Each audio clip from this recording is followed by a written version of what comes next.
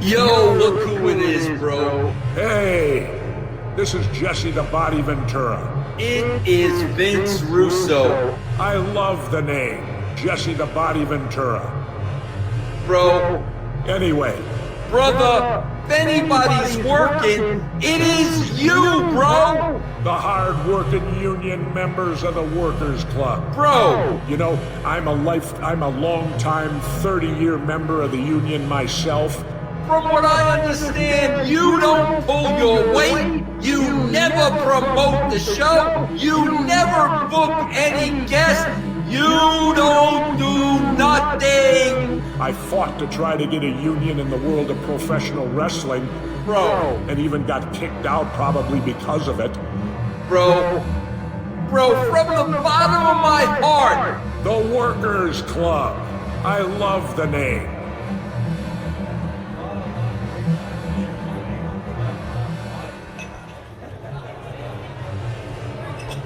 Workers Club 129. Larry, Gus, Wilson.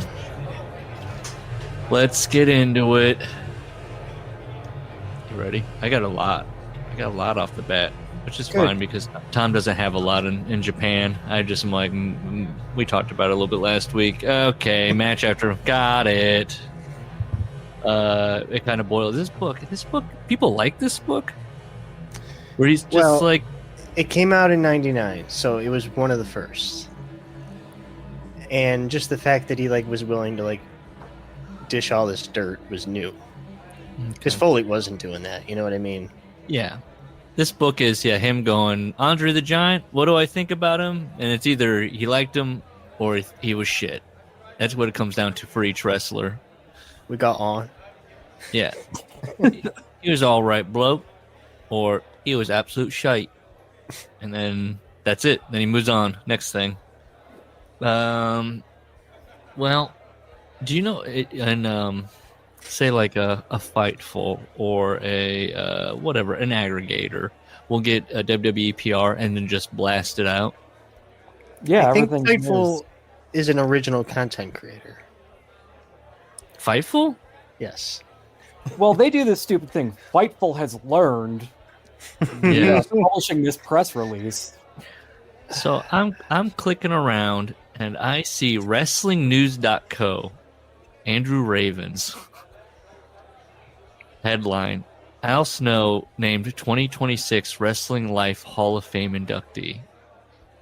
And I'm like, what? But then he puts what nobody else does. This guy, Andrew Ravens, has more credibility and integrity than any of these aggregators. He writes right at the top, the following was sent to us. And then it's just there you go. It's just what I he got in appreciate that. it's That's what he got all- in the email. Transparency. Good for you. I dare these aggregators to say WWE has sent me this. They want you to know this. SmackDown is this Thursday, not Friday, you know. Yeah. Yeah, Sean Ross Sapp has learned my balls itch.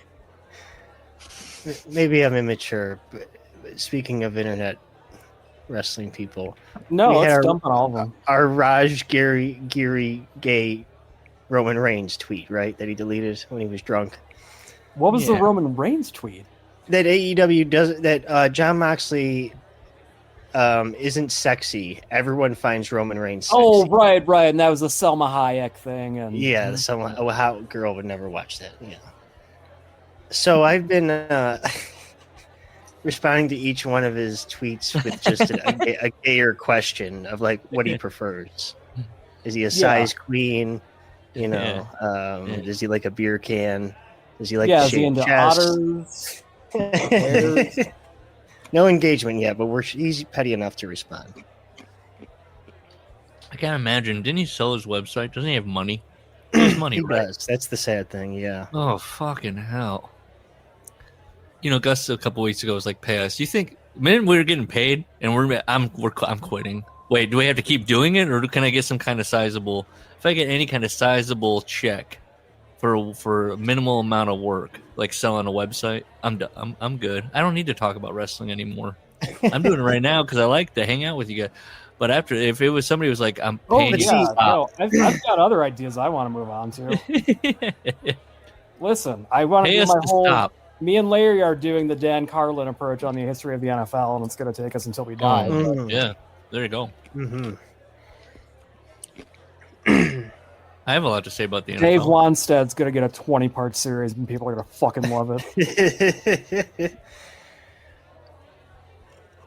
But yeah, 10K and I'm out. Yeah, just pay us to stop. Sean Oliver, pay us to stop. He's got to have 10K laying around, right? I don't know what the Wrestling Life Hall of Fame is, so I went to the bottom, and it had a link to wrestlinglife.online/Hall of Fame, but then you put a period at the end of the sentence, so it went nowhere. So I took the period out. Took the period out. And it's some guy I've never heard of. Have you heard of this Wrestling Life? You should email if there's an email in the PR. You should just to see what happens. Email them and be like, "You got a typo in your PR." Andrew Ravens. Appreciate that you put the thing. No, not Andrew Ravens. If there's a OVW email or something, or an Al Snow email in PR, but there is. Yeah. Have you heard of Wrestling Life with Ben Veal? No. Is it a website or is it like a physical building? It's wrestlinglife.online, and it's a guy named Ben Veal. I've never heard of this guy. He publishes books, or he wrote books, maybe? He did the Mark Marrow, Bad to Good. And I want to do that one because I want to climb Marrow. The World Wrestling Federation's invasion of the British Isles, and from 89 to 93. He must publish these because Lee Herbert, not Ben Veal. And he has established an online pro wrestling Hall of Fame. Yes, he has the WL Hall of Fame. Can we do that? Can we put out press releases and just do dumb shit like that? And probably could. I see here, they inducted last year the British Bulldog, and they sent his son a little card that says WL Hall of Fame. Mark Marrow got one. There's Ben Veal. I guess he did do Mark Marrow's book because now this is him posing with Mark Marrow with the card.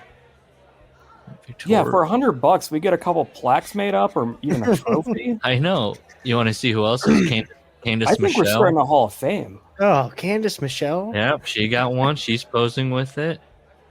That must be. He has a podcast, so he helps her with her podcast or something if she has one. Mike Chioda has one. Tom Billington, and yes, his daughter got the little card. I didn't know his daughter looked like that.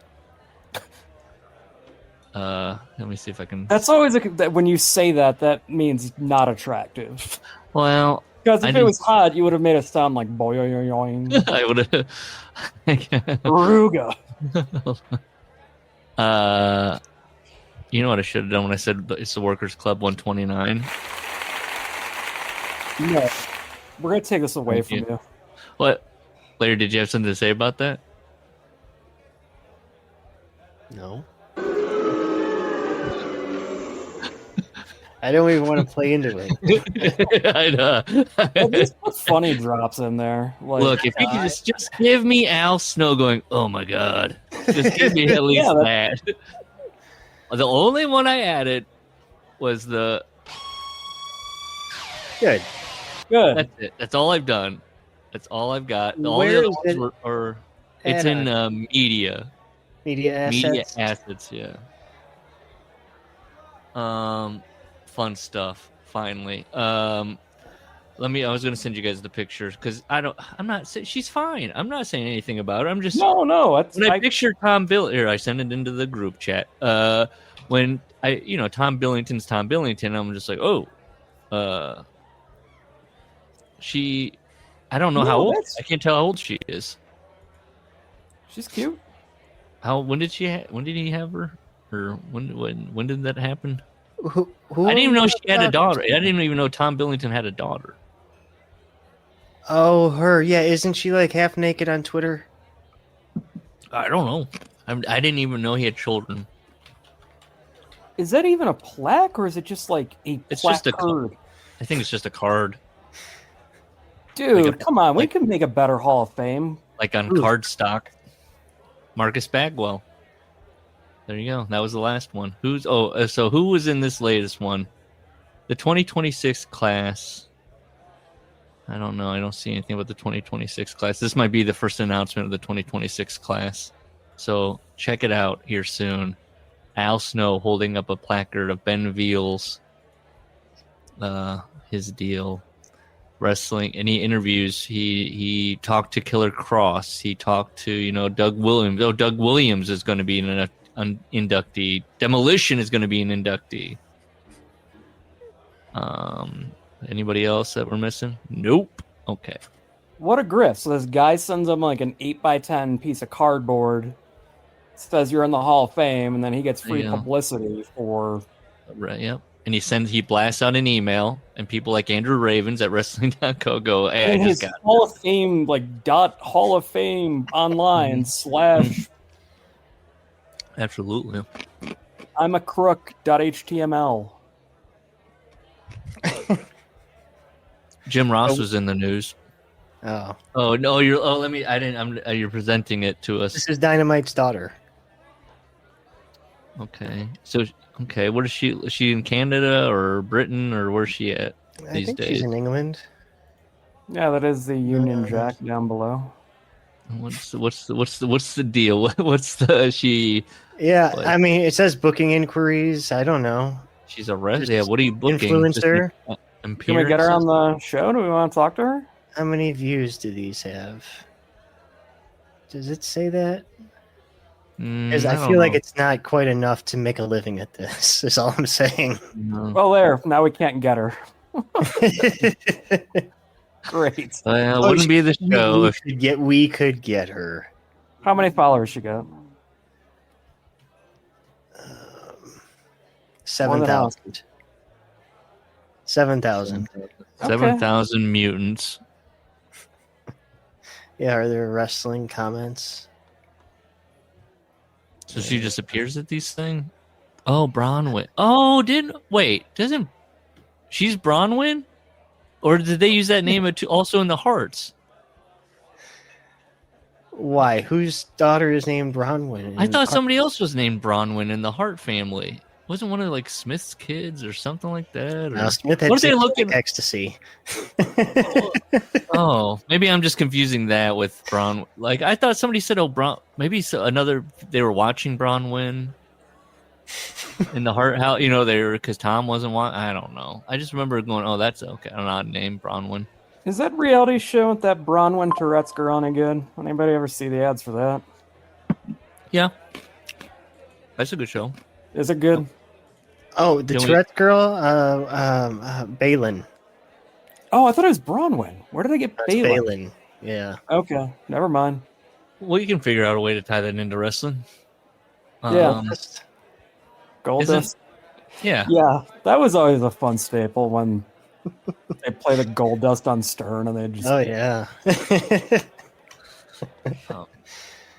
I think I'm going to start a Hall of Fame for us, though. I can do that by the end of the year. Well, who's our first class? Who won that tournament? Brett. Yeah, I think. We send Brett a Workers Club, fucking one of those wooden plaques with a little, Now, see, I don't think Brett's responding to it. He liked the wooden plaque, though. That's going up somewhere in the house. Yeah. He doesn't know. So we Brett, we have to do another vote or something, another tournament. We could just do the people. We send, Larry Nelson's family. I was gonna say Iron Mike Sharp. I kind of want to send something. Yeah, Iron Mike Sharp. Yeah, Sean Oliver. He gets a plaque. Can we try to send it to the person that rebuffed the toaster? Yeah, Amazing Maria. Amazing Maria. Yeah, we send her one. I want someone to Matt. Yeah, send one to Matt. Yeah, he gets one. We're just filthy. That's literally what this guy is doing, though. Every year, he picks 10 people, and then if you get press off of it, cool, and if not, no.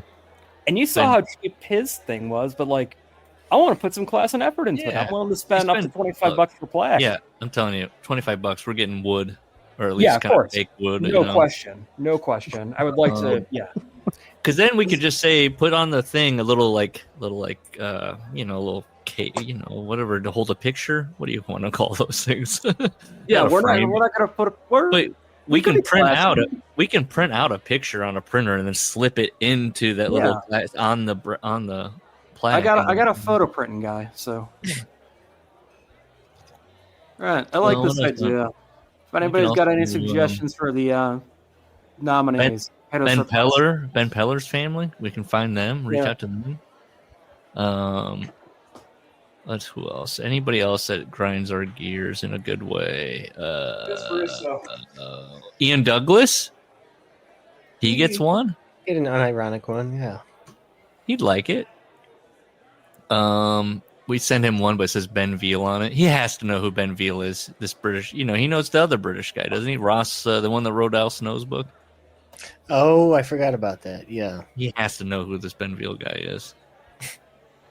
Can Ben Veal click a stream here? Let's get him.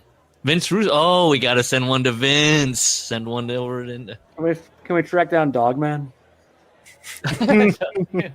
Give us Dogman's information. It could be a co-inductee. We can force a reunion between the two. We can have them both on at the same time. And they're co-inductees. Vince and Dogman. Bro, it's such an honor. Says on the plaque, bark, bark. Russo has he usually has a protected tweets, but every once in a while he won't protect it. I don't know if he just wants some engagement. No replies. And he never really gets. He gets one or two. So I've been in there asking him if the whole basement's finished or just half of it. We got to pony up. What was it that one time we dropped in on his YouTube thing? It was like $5 to ask a question or something? Oh, the super chat. Yeah. That's interesting. That's worth a $5. What if he asked, is the basement finished, and he just gestured around to his studio? What do you think?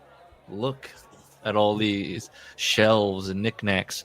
I'm guessing it is. I don't think he pulled the permits though for that extra bedroom. He was very sad about Ace Frehley. I started watching. I had to stop. And he interviewed the Demon. Dale Torberg, former hitting coach for the Chicago White Sox. And he had heard about Ace's fall. So he was kind of prepared, but Vince was shook. He was wandering around that day going, it's just a rumor. And it wasn't until he sat down in his car and turned on serious rock, 70s rock, and it was announced that he knew it was official and true. I guess I just didn't realize how big or influential Kiss was to dudes of a certain age. I don't know if a band like that really resonates with me. I'm seriously, because it seems like it hit a lot of people hard. I'm trying to be not an asshole for a second. No, I Kiss does nothing for me. Yeah, of course. And I don't think there's any band that would do that for me, where it's whoa, man. Just Vince and Eric. I take all important musician deaths that way. Yeah, but this is not one of them. I think individual music. Yeah, maybe that's it. Because that's when Brian Wilson died. I think the problem is I was trying to be kind, and there's not kindness to be had about Ace Frehley. Yeah. You talking Spaceman? Did you? Spaceman. That's what it said on his video. Rest in peace, Spaceman. I'm picturing a movie where Vince is sitting in the driveway with the car running and he's listening to it. You don't hear anything. You just hear the murmur of the radio and then just Vince, that heart-wrenching scream, guttural scream that you hear encased in this car as he realizes it's true. Ace is gone. Can we talk about JR and Devon going on Maven's podcast to say that JR is alluding that JR is racist? Yeah, that's what was alluded to. Now, I don't understand. He came right up to him and was like, I don't like the color of your skin. Is that That's what Devon said. Straight up, that he was like, assuming Devon's telling, his memory is correct, which, the guy is, I'm not a professional wrestler and asking me, and again, JR's racist. Let's just acknowledge that.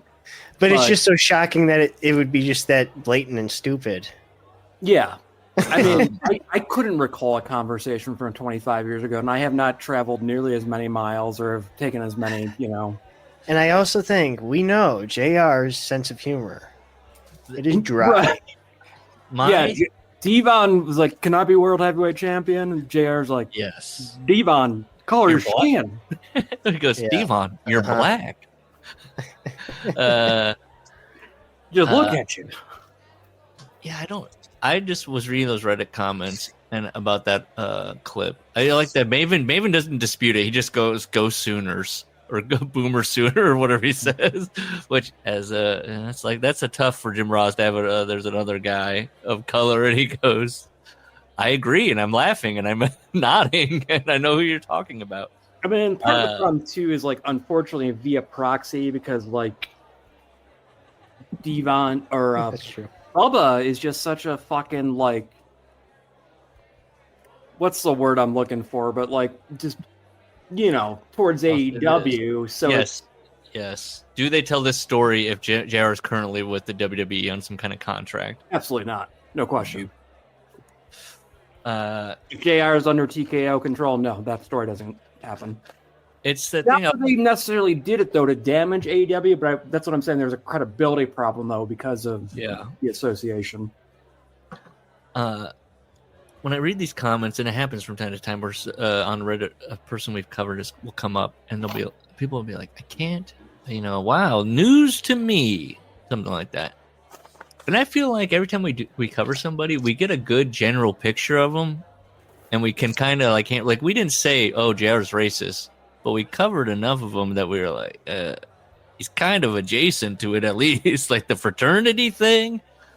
And I want to go around. What white folks have we covered where we can definitively say they're not racist? Brett, he was open to all. But he's all Canadian. types. He's one of the good ones. Yeah. You had Rosemary, his love. She was of some kind of, I can't remember her background. Sorry, I was muted. No. But you've seen Brett's current wife. Yes, of course. Larry was muted, but he's screaming, "Brett's wife! Don't you guys hear me?" I mean, Mick was racist. L, I can't remember. Good words. Hell's gotta be Lima, Ohio. I mean, oh yeah. No, I'm well aware. Yeah, that's. I feel like. What about Larry Nelson? He was friends to Derek Dukes. I don't want to speak ill of the dead, but is he a relation to David? No, but yes, it is very close. No, Derek Dukes is the one in that clip that Larry Nelson's interviewing when he talks about painting Colonel Beers black.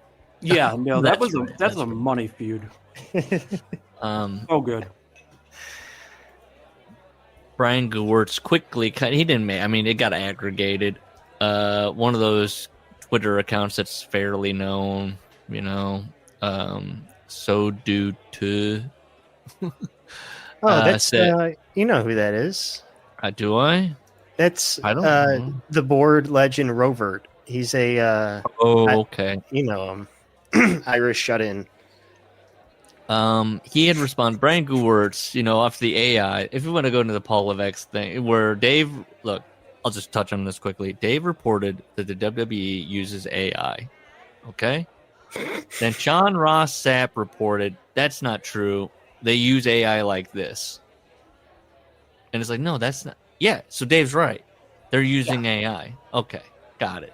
So Brian, he's funny. Well, was Dave the one who reported the example of it spitting out the story of Lashley being a samurai and interested in Japanese history or something? Yes, I think he did. And then that was something people took issue with. Well, we don't use it like that. And it's well, then somebody. Yeah, why is there this hyper specific example of using AI and that generating it? And I want to know what the prompts are. How stupid they are. Book raw. Paul just typing in book raw. I'm gonna say it. The company was better under Vince. I don't know how long it's gonna take for everyone else to realize it, but I hope you're enjoying what is left of Kurt Angle whatever said this that grand Paul- experiment has been. It's just Paul kind of doing his thing. Brian Gewirtz responded to that AI news with, AI wrote the boogeyman eating Jillian Hall's mole off her face. See, he's funny. He's a funny guy. Mm-hmm. And so that other account, said, how passive-aggressive from the guy who ruined the WrestleMania main event. She's like, brother, let that go. I know. To which Brian Gewirtz then responded, you'll have to be more specific. I've ruined a lot of WrestleManias. Oh, Brian. Honestly, Gewirtz and The Rock might be what saved the WWE. They did that one year. 40. People What's were loving next it. after Cena's gone? What do you... People gonna I don't know watch what they're Seth and Punk fight for another 3 years? I'm going to say this. AJ Lee, what's going on with that? She's still the biggest star. She returned. She was back. And what's going on? She's still big. What's the deal there? She hasn't been back since the show. Oh, so she's just Triple H is, I will say this, Paul Levesque is very good about getting something real hot and everyone buying into it and then him going, you know what? Let's just forget about that. Him and Tony Khan could get together and be like, you know what, it's really cool. We just cool things off. Just take that foot right off the gas. Ric Flair, I only say this because we're called the Workers Club, and we are workers. We love workers. We're working men. We love it so much. I tried to organize these bottles. Ric Flair was on Julian Edelman's podcast, which when I heard about that initially, that he had a podcast, I was like, Jesus fucking Christ. And he was asked about a union. And he said, yeah, it is. How do we not have a union? A multi-billion-dollar company, no union. So he's asking out loud. Flair? Yeah, Flair. Yeah, weird. And then he goes on to say, when wondering out loud, yeah, you'd think that makes sense. Oh, yeah. This is what he said. Nobody wants to do it because they'll just move on without you. They wanted me and Hogan to do it. I don't know who they is. Hulk called me.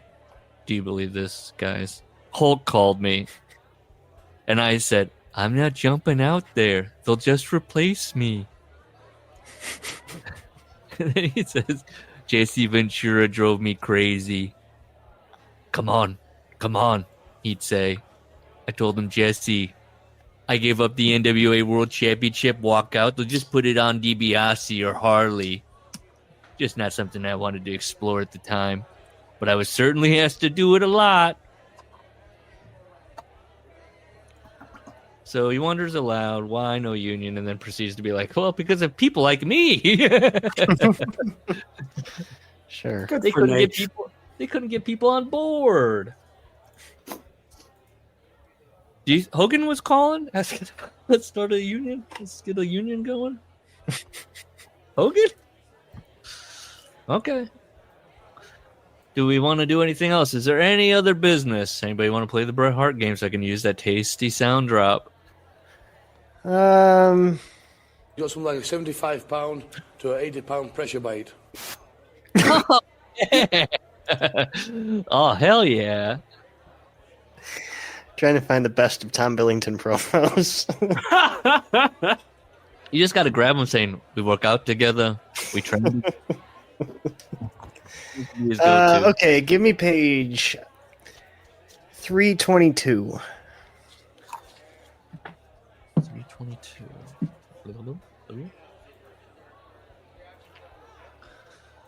315, 319, 3. Oh, is it on a fly page? 19. It is. I think you got one that's blank. 21, 20. Yep, it's a blank page between chapters. Part 3, Steal My Crown. That's what you got. Yay. Go ahead, Gus. I'm playing by the rules. Let's see. 40. 40. Oh, we're gonna be in Calgary growing up. Absolutely. Is it practicing kissing? I hope. It's the last. Okay, I'll just read. I don't have anything highlighted, but it's the last paragraph of that chapter, chapter 3, before Puerto Rico. Go, potty bud. I'll just read this. Hito and Sakurada explained to me that because of the low ceiling and the fact that there was no ring posts, or ring ropes in the dungeon, there was nothing more they could teach me. I protested. When do I learn how to drop kicks and throw punches? Drop kicks. Do all those fancy moves. Never thought about it like that. You're dropping a kick on someone. Yeah. Man, I love the way Brett his English, the way he phrases things is. How do I drop kicks and throw punches? Do all those fancy moves? Hito grinned. The rest you learn by yourself. You learn as you go. They thought I was ready, and I knew I wasn't. But fate stepped in.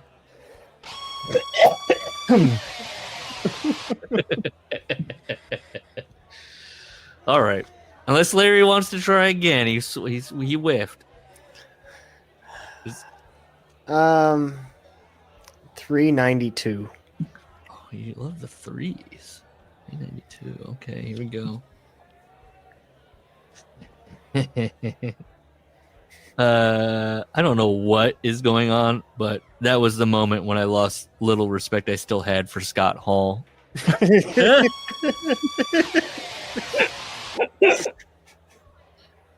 Our Arab host told me everything will be there tonight. With a nod and a wink, they promised us the world: hashish, alcohol, and naughty women.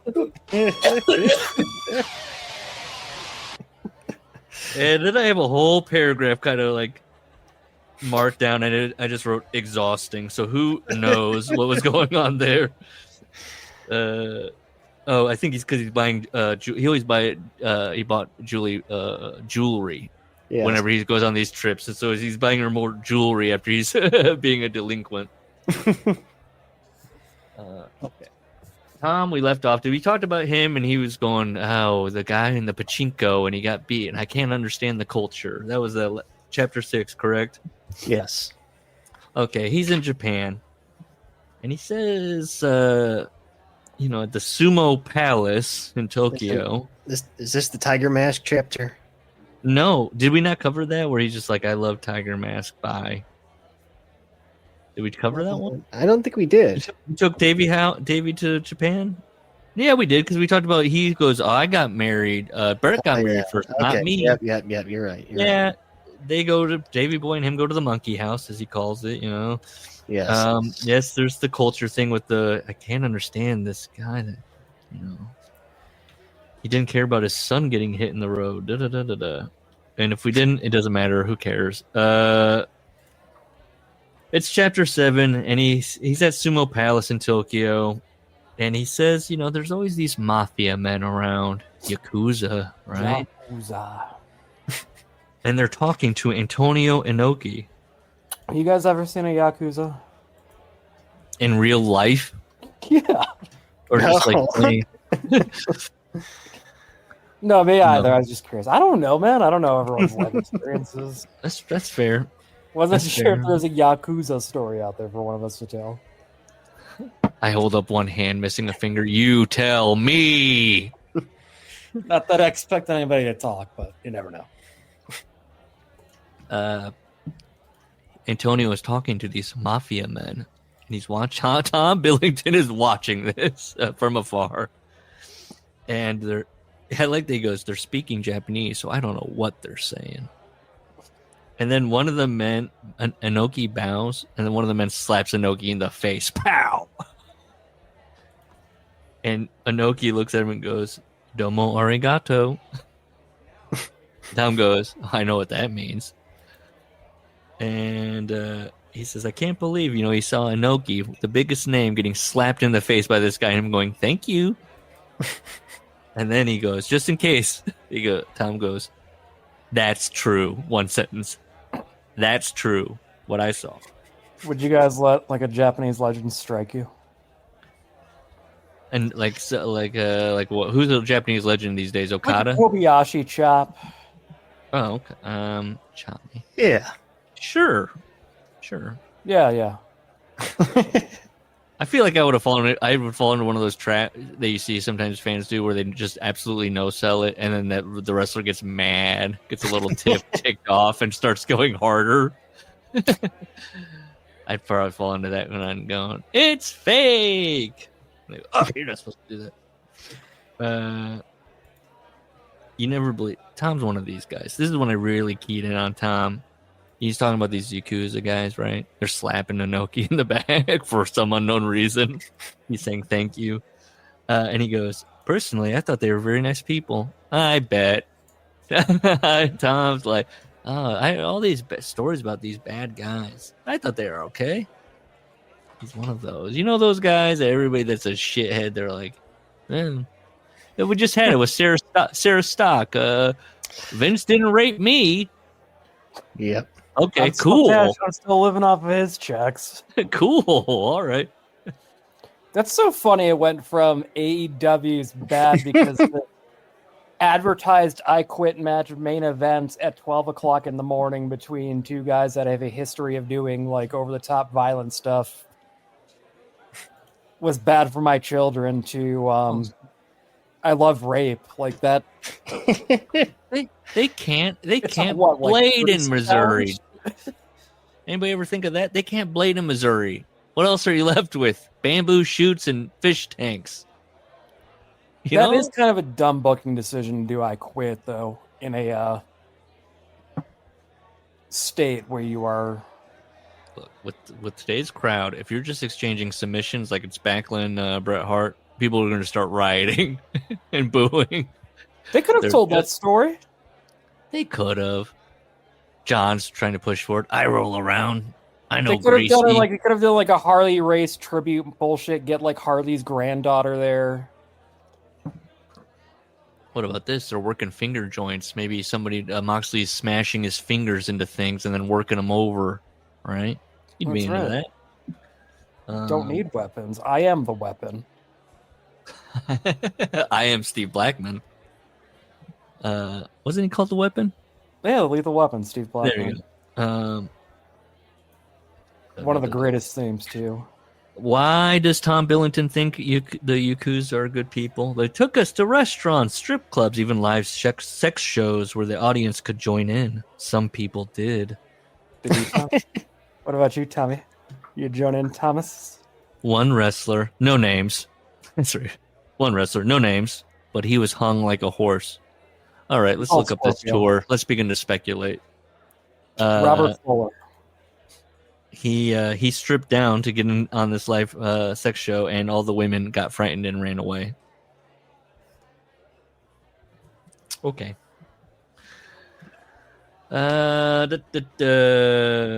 Harley Race. He sees him again at Stampede Week in '79. He still liked his drink, quote unquote. He still had his gun. He would carry a .38 special. CM Punk is rubbing himself at the idea of it. Let's see. What would Harley think about ice? And what would Punk think about what Harley thought about ice? He would sit down and try to explain it to Harley. Yeah, I was working in Amarillo. It's been a barbecue. Yeah.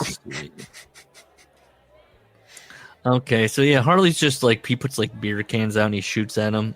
Tells Don Owens, his son, open that window, you little son of a bitch. Tom is like, he reminds me of John Wayne, and I was like, has Tom Billington seen John Wayne? I've never looked at Harley Race at any point and gone, ah, yes, very John Wayne. More Gene Hackman. Especially with Lex Luthor hair.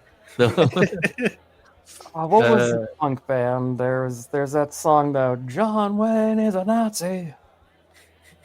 I like that. I Yeah, can it's get a great behind that. song. Yeah.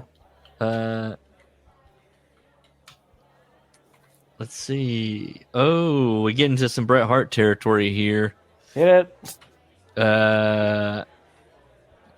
When he's flying back, we got a lot of this in Bret's book, where he's flying back to home. He's talking about, you're off, you're on, you're off, you're on, you're home, you're not home. Michelle's crying.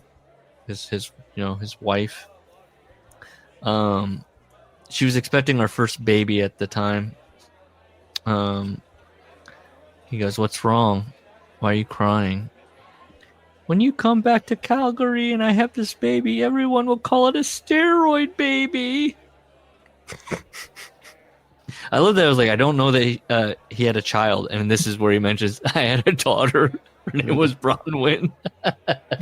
Totally ejected it from my mind. And he says she was brilliant, and it was not a steroid baby. Is that a thing? A steroid baby? A baby that's I think it was just feared in those days. I don't think anything was ever brought to science. You're doing so much steroids that your semen is soaked in it, and it'll be like fetal alcohol syndrome, but steroids. The baby will come out swinging, jacked to the gills. Just your baby's just gonna be rock hard coming out. That's gonna be like the most cut baby ever. My baby is so cut.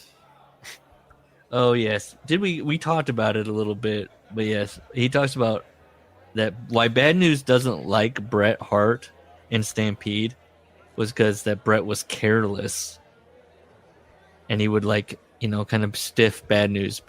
Bret in his book, I won't read. I remember reading about this, so kind of when he was talking about this. What Bret didn't like about Bad News is, one, he never bladed, and two, he never gave you anything. So he'd say, "I would go in looking like a 9, coming out a 3. That's Bret's take on Bad News. And Bad News would grab him and threaten him and go, "You son of a bitch, don't you dare try to get it." Tom writes, Bret was terrified of him, wouldn't get in the ring with him again. Well, Bret says that's because he didn't like wrestling, because Bad News never gave him anything. Tom agrees on Bret and Tom agree. Bad News Allen never. Are we right here? Bad News. I call him Bad News. Okay. He never bled. Great. Tom says, "I'll be honest. I was pretty serious about steroids." 6 cc's of testosterone. And just to break down that math, he does say that's 3 cc's in each arse cheek. Okay. Why can't you just do all 6 in one? Why are you spreading the cheeks? Well, because it absorbs. You gotta. And scar tissue wise. Yeah. Okay. Why can't you just do one up high on one cheek and then down below on the cheek? Or is it just because he's maybe have to spread them out? Maybe he's just thinking symmetrical. One cheek got 3, another cheek gets 3. Remember there was that story of Warlord asked Shawn Michaels to give him a shot. Yeah. And Shawn's trying to get the needle in and it won't go in because his ass is just so hard from scar tissue. And Shawn just hands him back the needle and says, "Brother, you're full."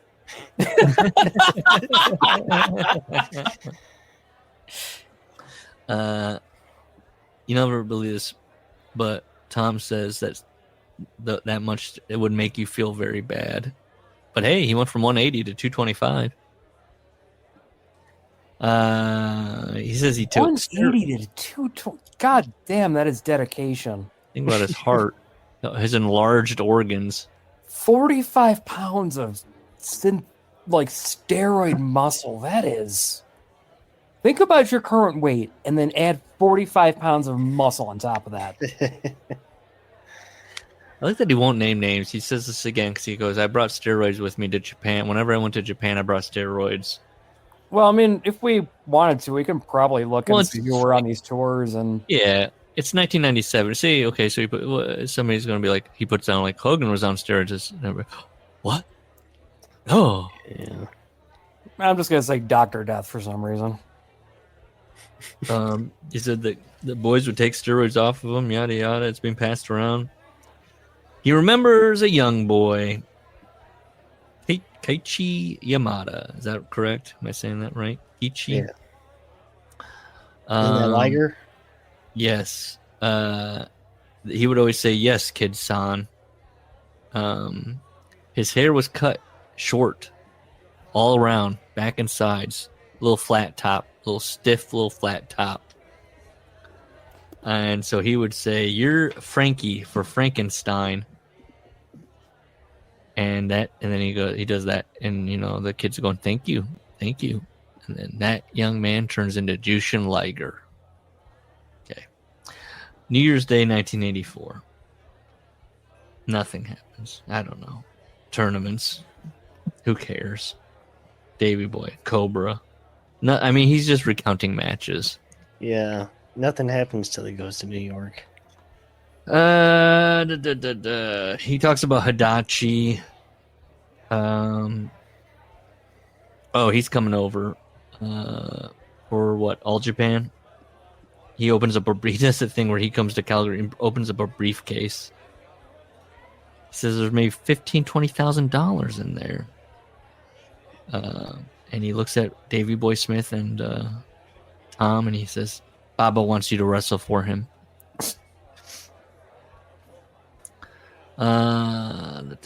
He, of course, says, sure, Stan Hansen jumped from New Japan to All Japan, and there were some other people, but it was after we made the switch that I would say the rivalry really started up. Of course. Sure. Okay. That junior heavyweight really tipped the scales. And then young Davey Boy Smith, the fans go, wait a minute, this tag team division is about to... We were like, all right, some big singles. They could have plugged any other team in there, and it would have gone on just fine.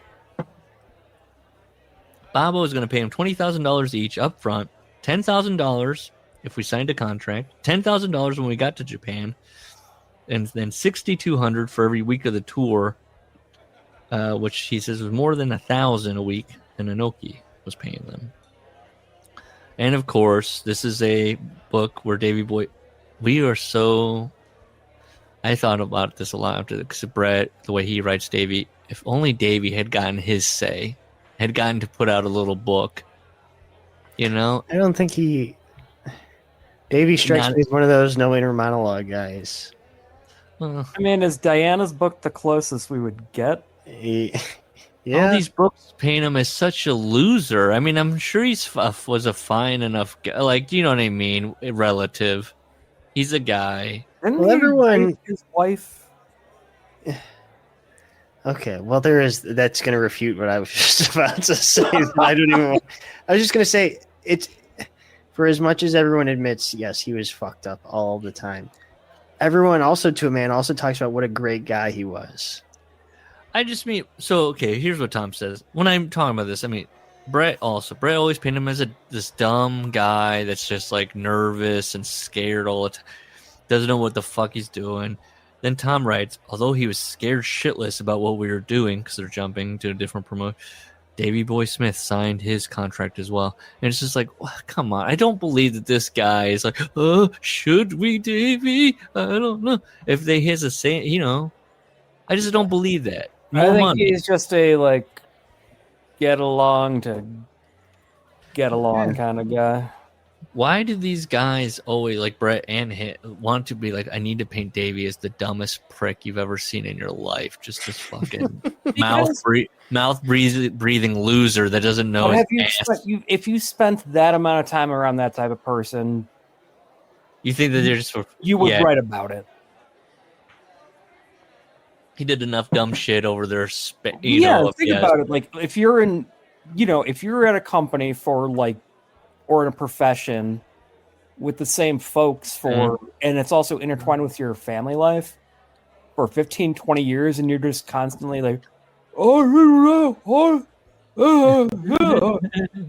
you'd write a book too, and he's part of the story, and unfortunately, because of how dumb he is, apparently, it must be told. Talking me into it. You're talking to me. I would, you take some shots. You paint him up as a... think about the dumbest guy you've worked with or the dumbest guy in your extended family. You're like, he was blubbering. He didn't know what was going on. Yes.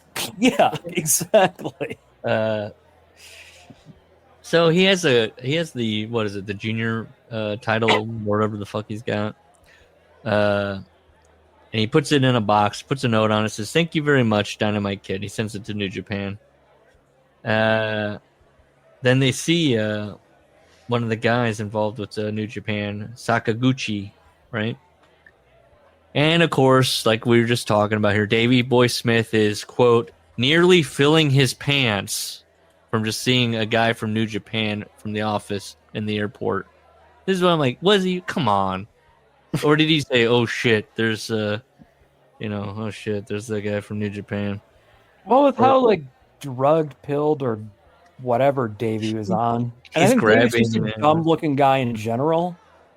So you look over to him, he probably looks like he's putting a loaf. Yeah, he's grabbing Tom's sleeve, going, "Oh no, man! Oh fuck! I can't do this right now. I'm fucked up. Oh shit!" Have you guys ever traveled through an airport on drugs? Oh yeah. Yeah. It could be something like I it's cool 95% of the time, but you know, when you're on drugs in an airport, when you see like a Kevin Nash walk through, you're turning that head, absolutely, mouth open. Oh, the way wrestlers talk Mike about Bailey. that, you're beating him over the head with a Hudson News magazine. I'm looking at him like I can take him. Oh, don't. Give me a limb. The way the wrestlers talk about people at the airport. I've never looked at anybody at the airport and like, oh. I mean, I have if it's a fine-looking woman. You do the old. I'm generally just so miserable at an airport. Yeah, that I'm not. Yeah, me too. But like, I've never have like. But then again, like, I don't know if I've ever seen anyone worth that sort of attention in an airport either. I'll say that. Now, I'm going to counter my own point. My brother and I were walking the streets of Boston one time, and he said, I don't know if you know this. You guys looking for a fight, the Wilson brothers, Roman? Something like that did happen. Not going to say anything about it. Were you guys at the Aaron Hernandez bar?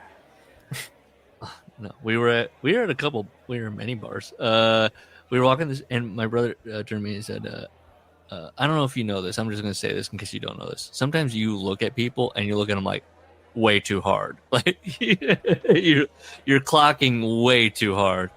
And I was like, I don't think I am. And he's like, I don't know, man. Sometimes, like, I think you're like almost staring people down. I've only gotten called out on that once, and like, I felt so embarrassed. I was like, I don't think I am. I think everyone just looks at people when as they're walking by. He's like, no, man. He's like, I think he's like, maybe I'm wrong. He did that, but he's like, I'm just walking. We're walking down, and you're just kind of really sizing people up. When I'm in a city, I'm not sizing people up per se, but like I do, I'm just looking staring around at people, but I'm looking ahead and. Yes, that's what I thought I was doing, but I don't know. He said, I don't know either. Yeah. Tom meets Terry Funk, and Terry says, "Can you speak Russian?" And Tom says, "Yeah." Yeah. I want to be a Russian. Yeah. He says, "I'm making a movie with Sylvester Stallone. They need a Russian." You're short. You're short, Tom. He calls him Dino. He says he always called me Dino. Dino. And he said, I'll call you about this Sylvester Stallone Rocky movie. And then months pass. He sees Terry again. He goes, "What happened with you and me hooking me up with this movie part?" And Terry goes, "Oh, there was a problem, Dino." Yeah? You're too short. But I'm bummed. Hold on. There's no big guffawing. What's this? Don't stop. Oh. Get your hands off it. I'm just hey, look, I see a new thing. Nothing. I see a new thing. What's this one? Can I click this one?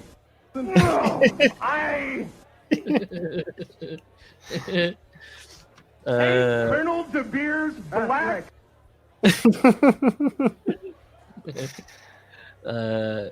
That's all. Let's see. I don't really. What is it? He says basically whatever a lot of people. Terry Funk was the best at, fucking flopping around the ring, selling for people, going, you spinning around, being a goofball.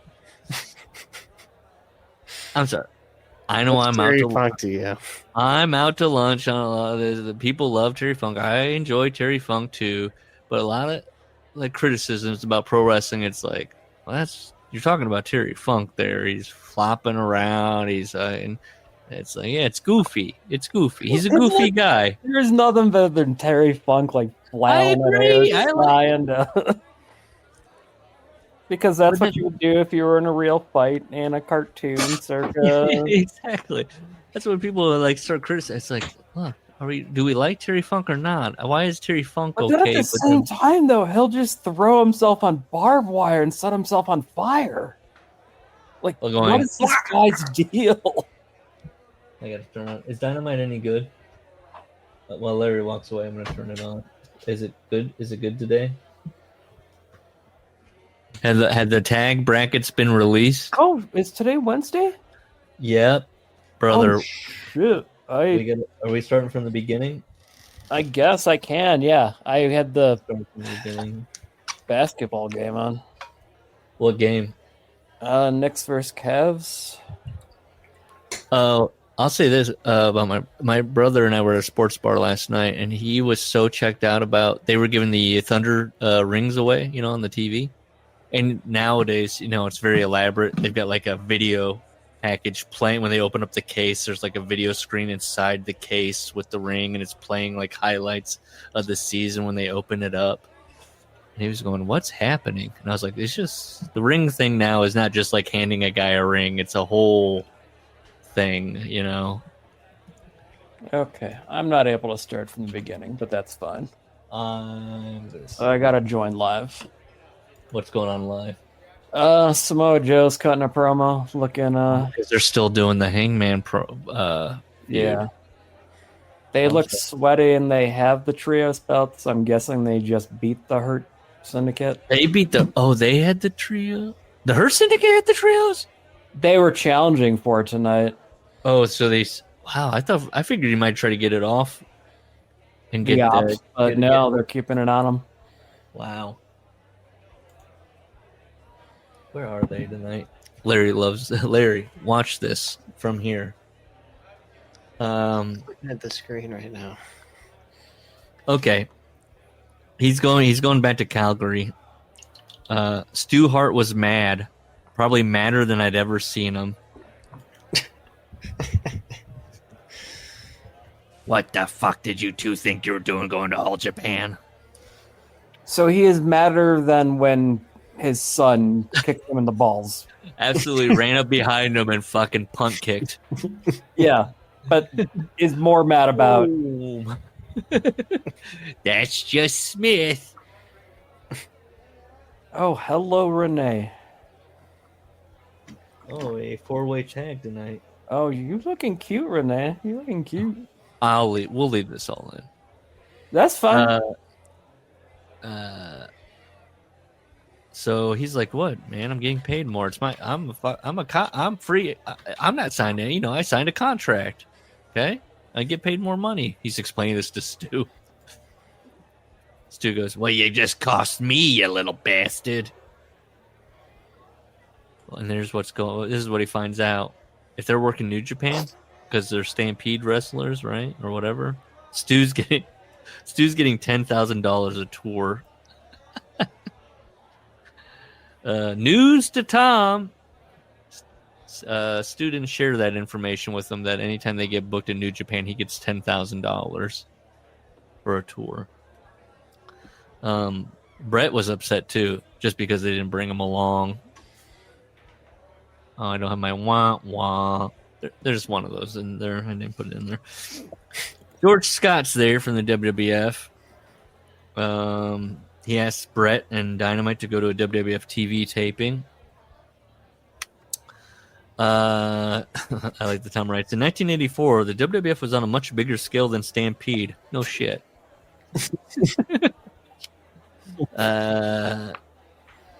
Hey, he goes there. He goes for the show, right? He spots his old friend Sylvester Ritter, the Junkyard Dog.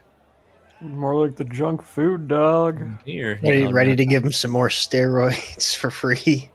Tom didn't say this story. He didn't tell this story. So now we're kind of in the middle of this. He walks up and goes, "Right, you bastard. Where's my money?" What happened was, back in Stampede, he was Big Daddy Ritter, and they were a tag team. And they were and Junkyard Dog goes to Tom and goes, "Hey, we should get matching ring gowns and shit, right? Give me $1,000, and I'll have them made, and I'll give them to you." And then he left the territory with Tom's $1,000. Does that rise to the level of pull a gun on that person the next time you see them level? I mean, $1,000 in 19. Yeah, I'm thinking about it. Depends on your temperament, but I wouldn't. Maybe I not a wouldn't gun, dismiss you but for doing it. maybe a solid club. Yeah. I mean, a guy who steals $1,000 from you at that point. I mean, this is the funny thing about that. I was thinking about it, is that he was like, well, when I see him next in some future tour or something, that's when I'll address it. It's like, you can't be like, hey, who here knows Sylvester? What's his, like, what? How do I get a hold of, like, I'm addressing this now. Like, you guys all know each other, and there's so much, like, overlap, like, just fucking blackball the guy. Like, I feel like I would track him down sooner than, well, in 1984, I finally ran into the guy, and I was like, hey, you know what I was thinking about for the last X amount of years? I'm looking it up. I don't see there's plenty of Big Daddy Ritter matches in Stampede. I don't see a single one with him with Dynamite Kid. That would make it even worse for Tom. He thinks he's in a tag team with him or something. Yeah. Sylvester's like, hey, we should get matching gear. And he's like, yeah, okay. Reading all this stuff about, like, Sylvester. Okay, I'm gonna have to pause. Excuse me. There's a ruckus outside. Okay. So correction. Junkyard comes back. They team up twice, a week apart. Oh, okay. But then he's in the territory for another 2 months doing singles matches. So he waits it's just a fucking idiot, or yeah, he waits a full 2 months, and just when he's about to leave, he goes, "Hey, we should get matching gear in case they do that again, huh? A third match that makes us a team."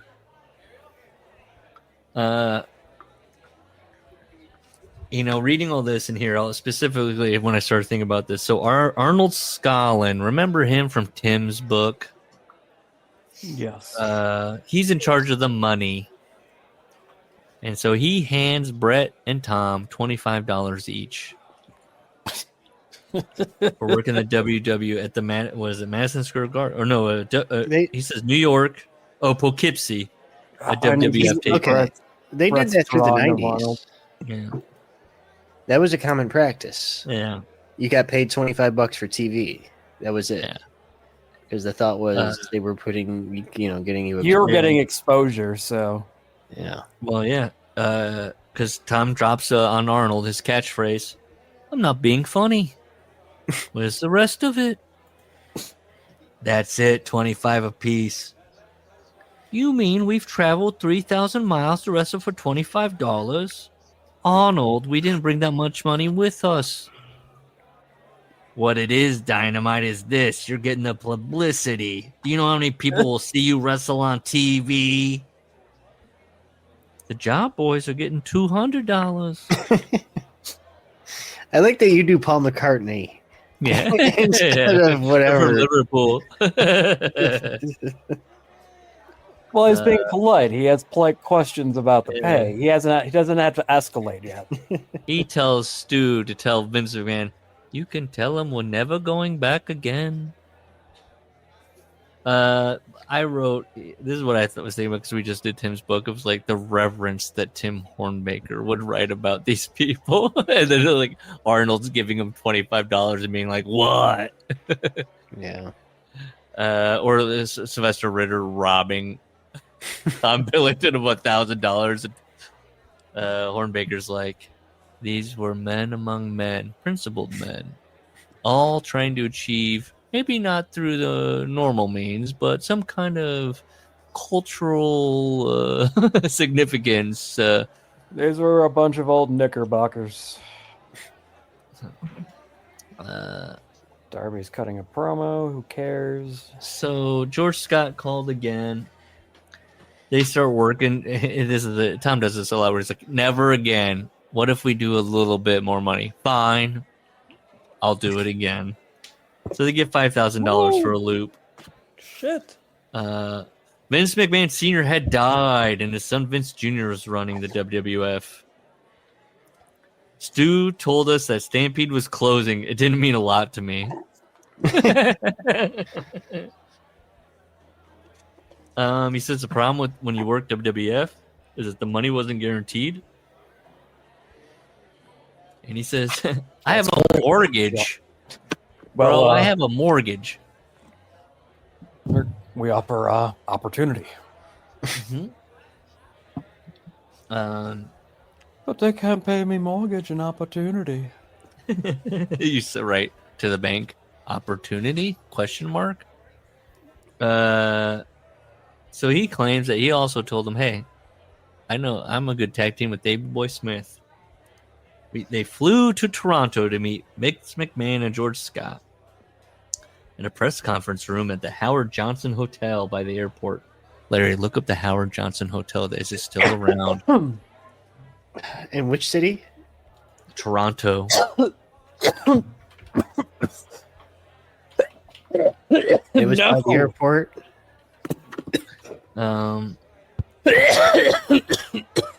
Mark that down. 106. Gus coughing fit. Sorry. There's Gus. still Hojo's in Toronto. It's a Hojo's now? Howard Johnson, you said.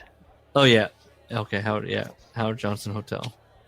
I was thinking of, you know what I was thinking of? The Tim what's the chain? Tim Hortons. I thought you were trying to tell me it was the Tim Hortons now. Oh. Well, where's the street view here? Oh, Excalibur said live on HBO Max. No. It doesn't look like much. No? Doesn't look like the high flying It's 2-star hotel Yikes. right next to a McDonald's.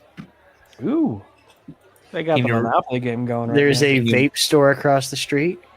A burrito convenient. place. Mama Rosa restaurant and bar. And Can you read a review? Is there a hang bad on. review? The Greenfield Market, which is organic bulk food. And then there's South Indian Taj Mahal restaurant. I don't know. It sounds a little dicey to me. Now, how long has that been open? How long has that been open? Because maybe Tom frequented that place when he would stay in Toronto. He might have. He's one of those guys, now that they have in England where they're like, they go protest against the migrants, and then they go, and then get a proper curry. So what happens? Is that what's Something going like- on over there? Something like that's going on over there. If only we With had an old expert Starmer. come on the With show. old Starmer. Yeah, we got a Starmer voter, I think. He's not a Labor Party guy. Sarver is labor. Okay. But then the real, like the Bernie Bros of the Labor Party had to break away and create a new party because they were like, oh no, this guy's turned it into a liberal party. Look, I could be dead wrong. I know we have listeners, and please correct me. Now's the time. Write into the email. theworkersclubshow@gmail.com. I think I got it right. There we go. Let's see. So, yeah, they're meeting at the Howard Johnson. Here we go. Vince was friendly. He seemed interested in the fact that we were first cousins and that we were British. He's like, so you're British and you're first cousins. That's impressive. We can. It's almost like brothers. He wants to call them the British Bulldogs. They said, why? And Vince goes full Brett mode. Well, you look like a pair of bulldogs. They're gonna attack.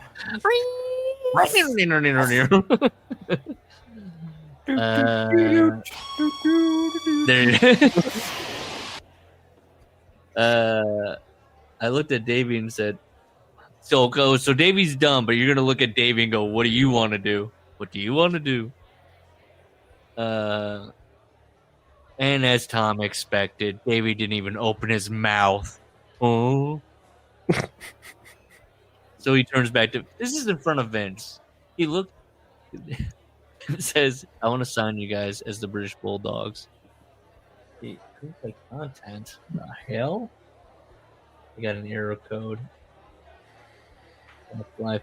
He looks at in this meeting. He's in a meeting with Vince McMahon. He goes, I want to be the British Bulldogs. He goes to Davey, what do you want to do? Davey, dumbstruck, says shit, just stares. And then Tom says, okay, we'll give it a try.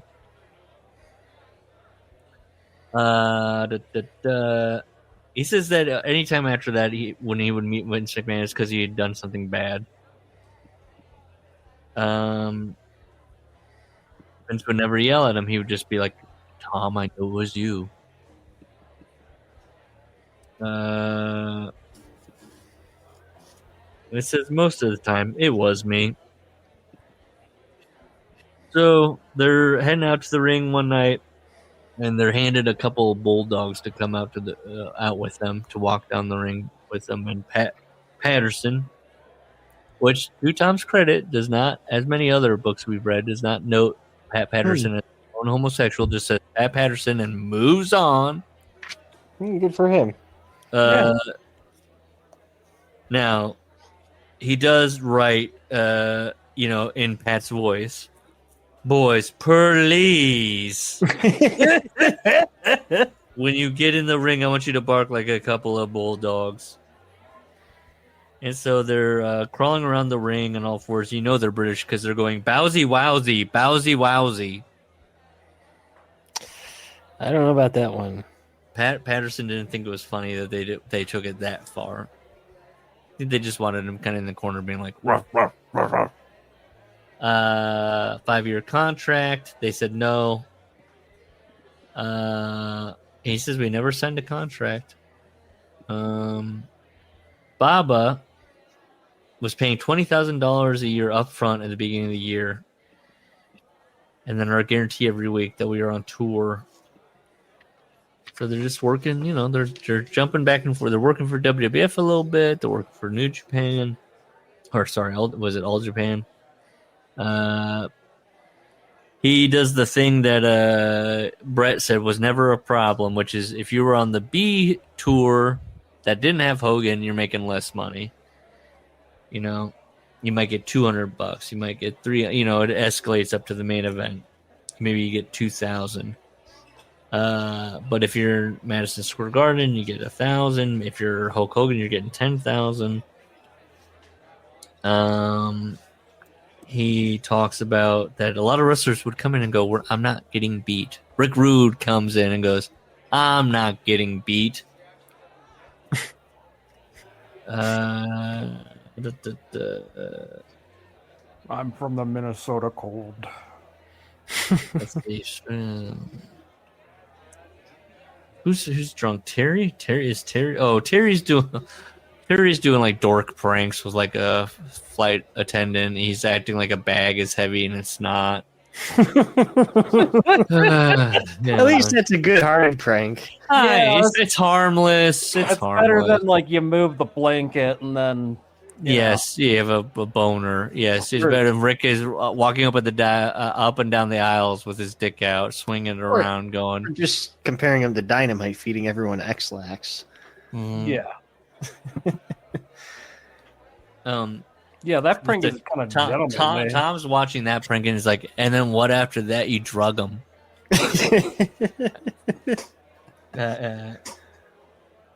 He says they're in Pittsburgh one night.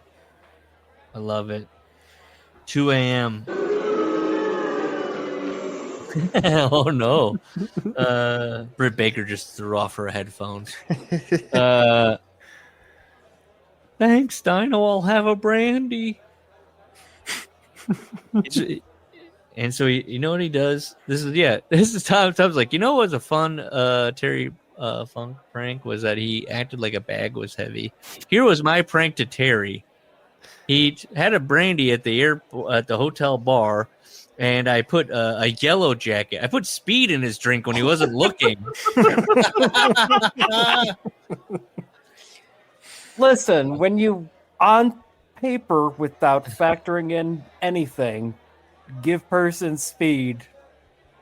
Funny, I get it. The actual act, criminal. Yeah. Terry shows up the next day. He doesn't look well. Dino, don't do that again. I was up all night. Yeah, and this is also a problem with Tom's pranks. He's like, what? He's like, you gave me speed. And he's like, no. Tom's pranks are also just keep denying it. Don't ever acknowledge it. It's funnier that way if you say, oh, shoot. Is Carrie coming on?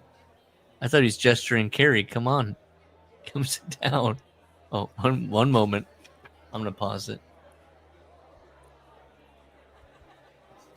So, Tom, yes, part of his pranks is also you never, ever, ever admit and go, ha, it was me. It was just a joke. He just denies. And now in 1997 he writes, but anyway, yeah, Terry, it was me. It's like, brother, no, you can't do it. Terry Funk's reading his book. I knew it. I knew it was him. I did wrote. Is it a prank if you just lie about ever doing it forever and ever? Is that? I don't want to say anything, but I've done things. Yeah, I don't consider them pranks. They're just mean things you've done to people. Yeah, no, I mean, there's definitely things that I think Tom would consider pranks, but yeah, I mean, I feel like pranks need to have at least some sort of like, not necessarily. The stuff I have done was out of immaturity, but also spite. I'm going to pause it real quick. Go ahead. We would do good-natured pranks at the grocery store where if we saw someone else stocking an aisle, these were all stock boys. We would cut the bottom of their box with the razor and put it back on their like little U-boat so that when they picked it up to stock it, everything would fall out the bottom.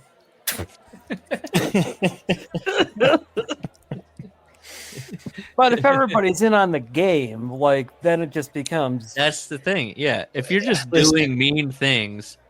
But it would be department to department sometimes too, though. So that, it was kind of... But if anybody was like, hey, guys, this is really hurting my feelings... would it have stopped? No, because we definitely targeted more than anybody else a kid we bullied.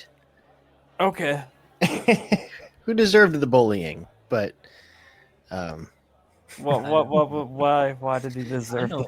He was really into Twilight. He would wear the contact lenses to work, and he was like the biggest brown nose. He like wanted to be manager someday of a grocery store. All right. Yeah. I don't like this. And it needs to stop, and I'm not liking it. And I think you and I should have worked at this grocery store together, so we could have not liked it together. He would go on vacations alone to Washington to where they shot Twilight. Stop it. No. He deserved it. So he definitely got the most you're boxes cut up the bottom. You're misbehaving.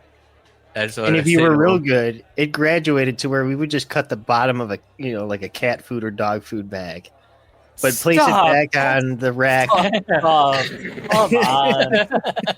That's okay. See, that's not a prank. That's It's kind of a prank.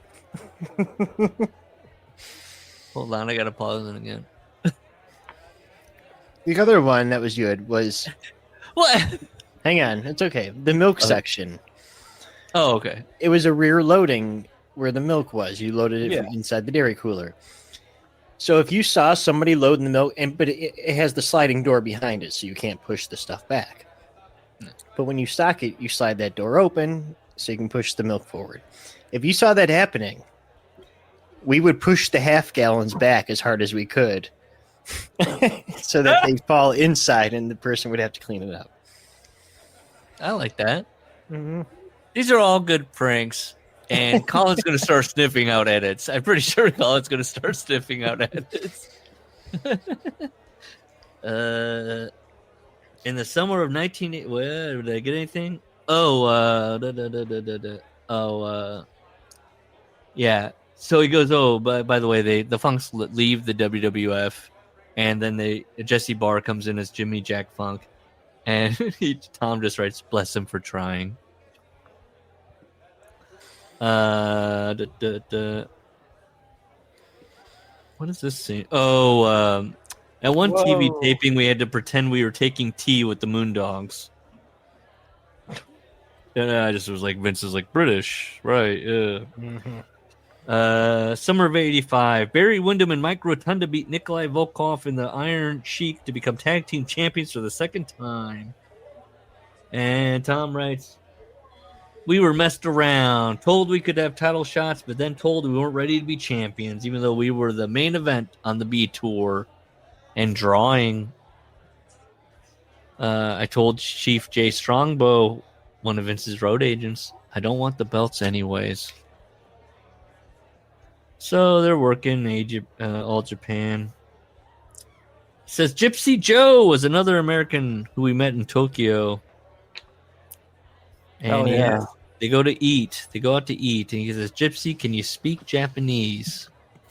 And Gypsy says, "Yes, I speak fluent Japanese. You order, I'll tell them what you want."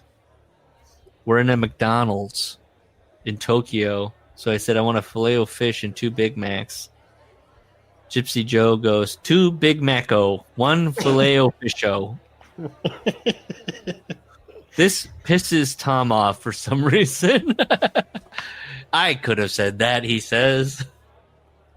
And so they put a bunch of napkins under his straps on the back of his jacket and light him on fire. There you go. It's a prank. You said that? I'll light you on fire. Tiger Jeet Singh shows up. Tiger, on the other hand, was a tight bastard, and as a wrestler, he's a load of shit. Kicks and punches, awful. He does a funny thing. He's talking about Abdullah the Butcher. Because he was saying, like, Tiger Jeet Singh, he's never going to let me look good. He's doing the thing. He's never going to let me look good. He won't let me. And there's no way he's going to let me pin him. The prick. I asked Joe Higuchi for our $20,000 guarantee for the following year, and he said, Baba says he'll pay you next time. And that's because they have somehow, Tom thinks they figured out that the WWF is going to offer them a contract that will make them stay there. He knew we weren't coming back. You want to take a break or keep going?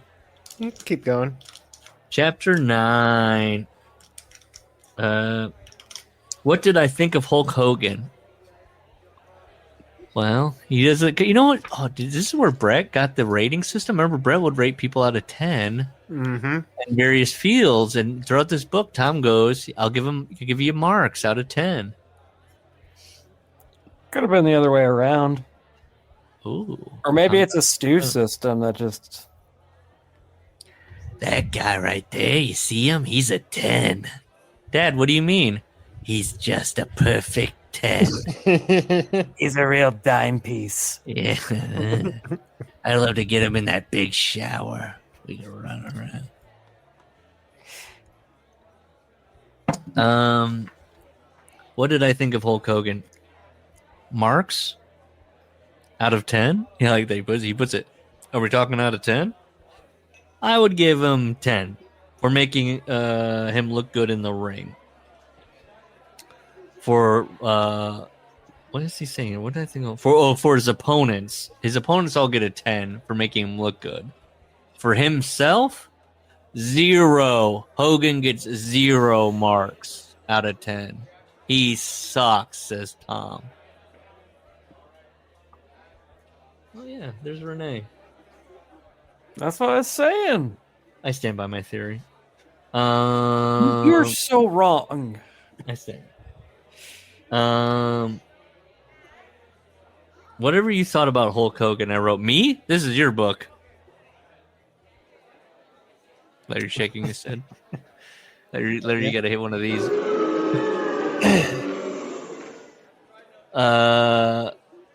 And then he turns into Gordon Soley. His gimmick was a big draw, no question about it. Nice. Thank you. But this is an odd. Have you ever heard this? Hogan's gimmick sparked off a whole load of wrestling gimmicks. Ever hear that theory? Hogan's gimmick made everybody have a gimmick. Sense, though, because once Hogan got the run after Sheik, that's when they started getting all like kind of goofy and a little bit cartoony. Okay. Sure. That's interesting. He doesn't consider anything a gimmick, but when he's walking down bulldogs or anything like that, he's like, this isn't a gimmick. Some good, some awful.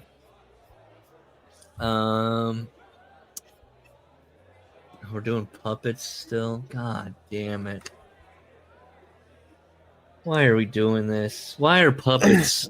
Why? What's with the puppet remember thing? she moved past it and she tried to. What was the other gimmick she was trying to do? But it didn't get over. So she clearly pivoted back to the puppet.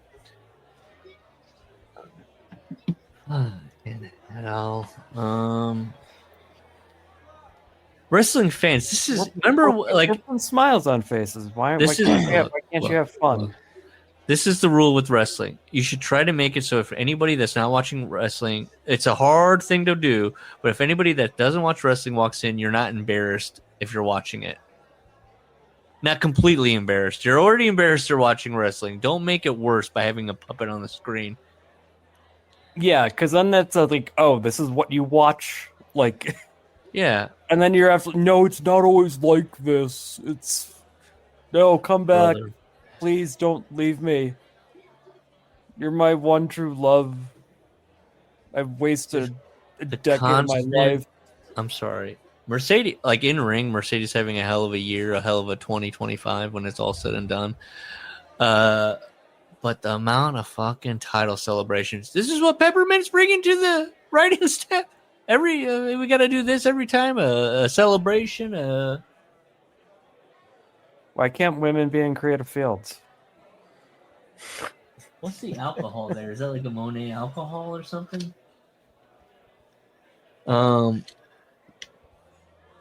So, this is how he's going to go through some gimmicks. Ricky the Dragon Steamboat. Do that Bruce Lee bullshit at the top rope. And I wrote, do I want to know what Tom thinks about Asian people? Do I want to open up that Bruce Lee bullshit? Red Rooster, cluck, cluck, cluck. Nailed him. And he has a theory that this is all for Vince's own amusement. I've seen him many times sniggering and laughing behind the curtain at some of the things he had the wrestlers doing in the ring. Oh yeah, Vince absolutely has a humiliation fetish. I mean, that's And now Paul Levesque has it for one person, CM Punk. Right? Is he going to win or is he going to lose to Jey Uso? He's gonna win. we'll find out. Fuck, wouldn't it be great Wouldn't it if be Jey cool Uso if they wins? turned Jey Uso heel and then like, what if he became Roman? These are what sick puppies the mutants are. They're like, I really wish this was LA Knight and he was winning and he was getting a run. They're that broken. They're broken like that. Well, I don't. Somebody new on top. He would be, but LA Knight? That Yeah, guy's like 50 years old. I but know. he's like Stone Cold and The Rock put together. Let him talk to you. Regarding the Monet. Don't. Regarding the puppet, hey, someone on Twitter, they posted this thing. I think it was a video, maybe CM Punk. It was somebody like breaking character on screen, and they were having fun together. And they said, wrestling ratings are always better when it's clear the guys are having fun together. And I weighed in with my sarcastic comment. I said Hogan and Andre definitely drew that house because they were dancing together and laughing on doing TV. spinneroonies in the middle. Someone chastised me for we bringing up a danced. match from 1350 AD. 1350. I had to give them their props. I felt old. This sucks. What happened to? It's still this. What happened? Well, now what's going on? Oh, Statlander's there. It's a trick. It's a lot of cake. What are we doing? You're the champion. Why are you baiting in the TBS champion? The hell's going on here? She wants to prove something. She wants her at her best. Yes. Are they? What's Hartley? Okay, come on. Who cares? You I want to don't do know. We'll get there. I mean, look, this is. I don't think I read to chapter 10. This is the last chapter I got. Okay, we'll just finish it then.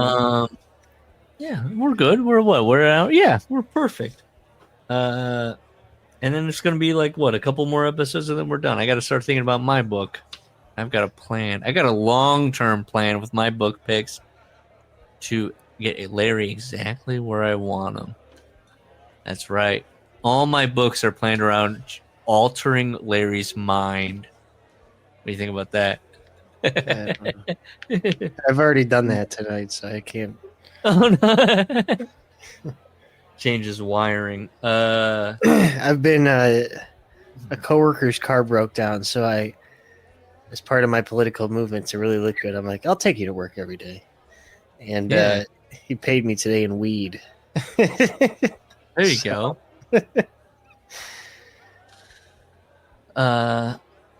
Let's see.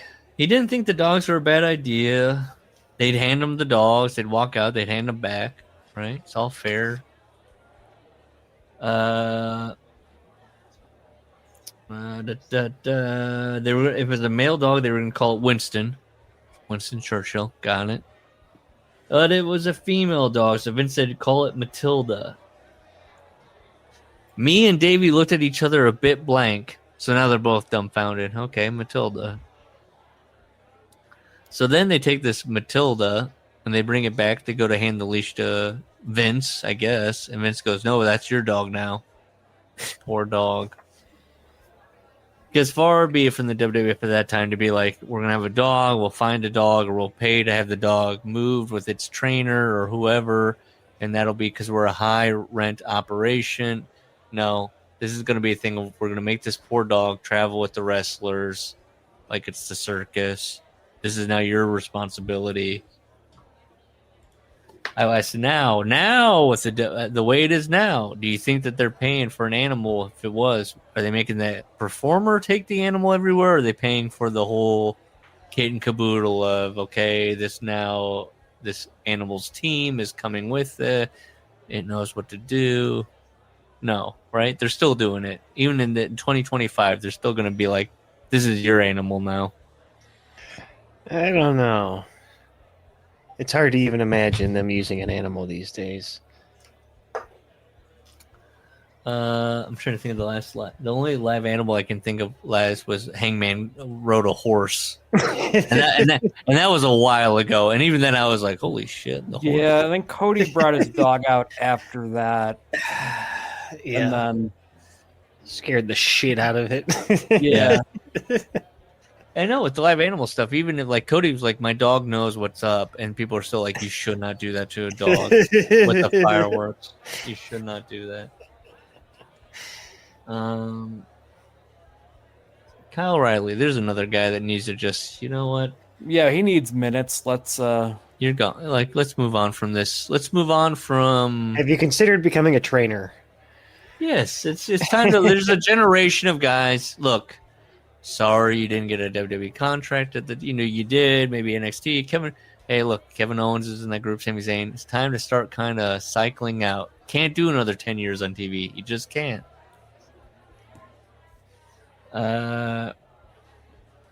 So the dog's in a sky kennel, $20 a day. Choose a quiet dog, but that doesn't work for them. They need to aggravate the dog so that it attacks people, their opponents. So for example, he says Slick would poke at it with a cane, to get it so that when she saw him again, she'd go after him. He writes, Vince wanted to use them in an anti-smoking campaign. So they taped plastic tubes to her ears. And a load of green smoke would come out of their mouth when they put a fake cigarette, I think, into the dog's mouth. what if we have the dog smoke? Then Tom would say, "Don't smoke, kids. It's bad for you."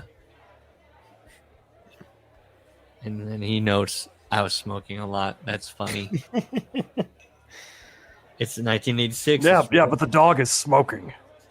And green smoke is coming. When a dog smokes a cigarette, green smoke comes out of its ears. It's bad for you. 1986, WrestleMania 2. They're wrestling against Greg the Hammer Valentine and Brutus Beefcake, the Dream Team.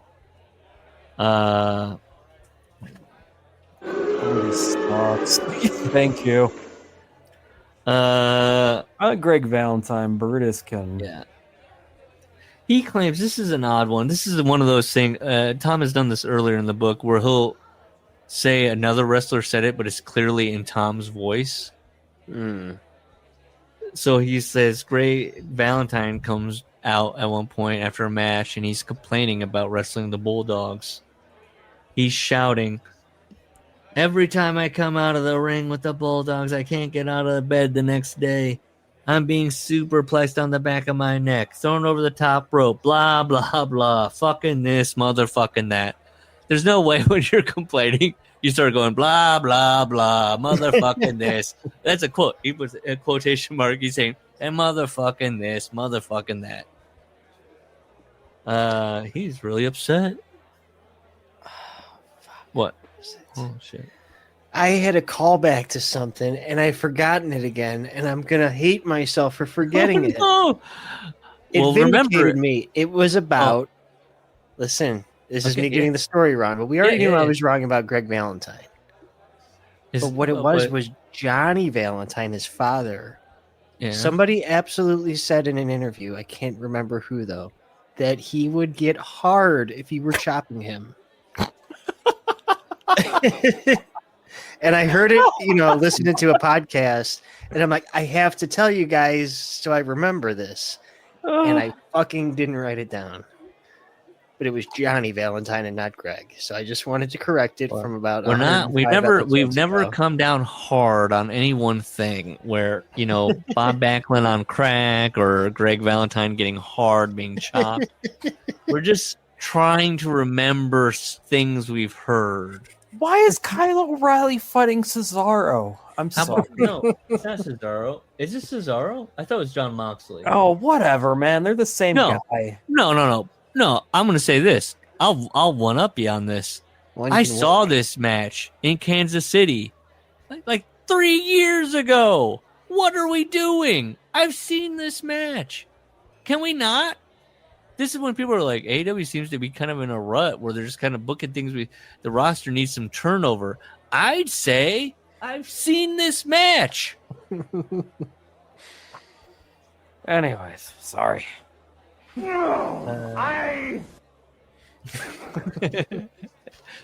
Now that's where we needed Al Snow. Oh god. And we also need. Can we get a clip of Matt Johnson? Next week we're gonna have a whole bank. Matt Johnson being like, or is that Listen, he's getting into the Hall of Fame this year. Matt is getting into the Hall of Fame. 138.50. I will. Oh, no. Okay, yeah. Gus coughing fit 106, 138. Wilson puts forward a very bad Making idea. fun of an epileptic man. He's not is he epileptic? Yeah. Oh. That was just like a JR thing or something. I mean, if he regularly has seizures, I mean. He likes it, but then Tom writes. But anyway, look. 139.25. He writes about Greg.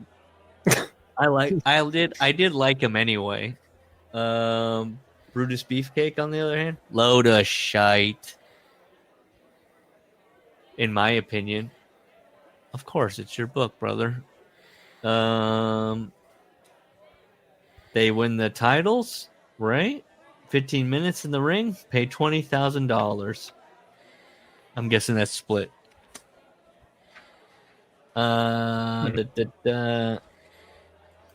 Captain Lou Albano shows up. Vince, what is it? He keeps asking about towns. Hey, what's the town? You know, we selling out tonight or what? And the kid's going, yeah. So then he gets a check for less than everybody else because he's just the manager. And he says, Tom does one of his erms. People are going all the time in Tom's book. Just a minute. How come this is all I get? Where's the roost? He claims that Vince says to Captain Lou, sarcastically, "It's okay, Captain. You're family." Okay. Lou was a funny man when he went on the pop. Full bottle of vodka plus a full bottle of whiskey in this case. And at one point he yells at Vince, "You fucking Irish bastard. You can't fire me. Nobody can fire the captain. Your dad said so." Vince fired him. Oh, he goes, anyway, Vince fired him. He's not seeing his family.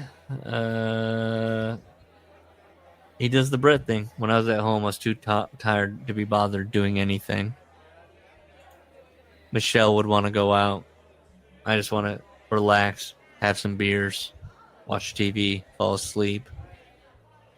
It's so funny. We've talked about this. The wrestlers are like, so taxing. Driving around with my friends and drinking with them.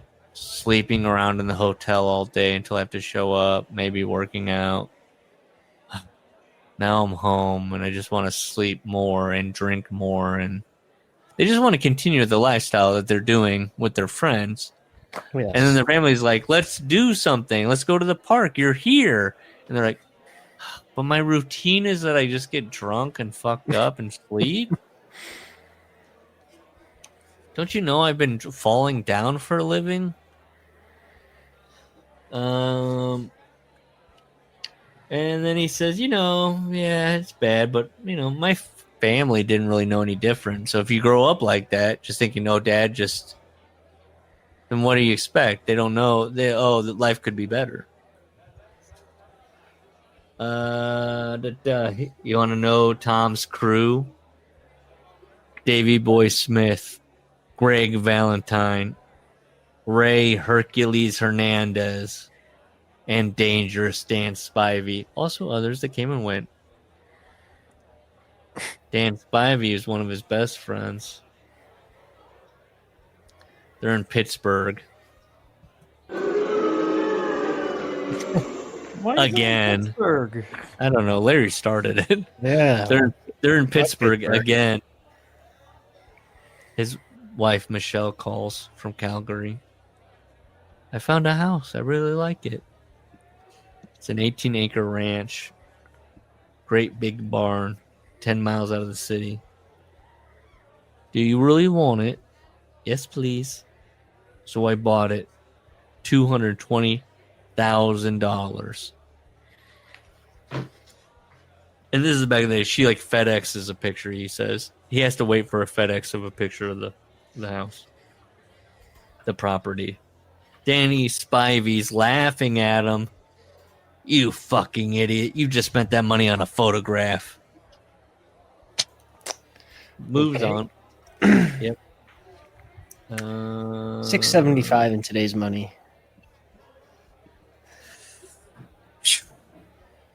Wow.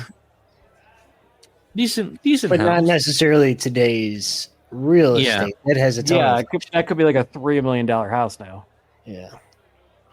I mean, yeah, 18 acres, got a big barn. Yeah. Yeah. Society's cool. Everything is fine. He tells a dumb story about pulling a ref's wig off. Why is a ref wearing a wig? I don't know. He said he walked around backstage. He saw a ref fuddling around with his wig. And then when they were in the match, he pulled it off. Well, that's kind of funny. It's a good prank. He's on steroids. He's on painkillers. He's on speed and cocaine. Starts using cortisone on himself for his shoulder. Great. He's shooting it right into his shoulder before every match. Yeah, sure it makes it's sense. fine. You want to do it before you get hurt, so that way you've already got some juice in you. He's like, well, it would last for a half hour. Then after the match, I'll be like, ooh, how? Years later, I found out that you're not supposed to take cortisone more than a few times a year because it'll cause your tendons and ligaments and bones to deteriorate. Whoops. And just Jesus. injecting that shit all the time. And I was wondering why I kept getting injured and injured more. Plus the steroids. Those are always great for tendons.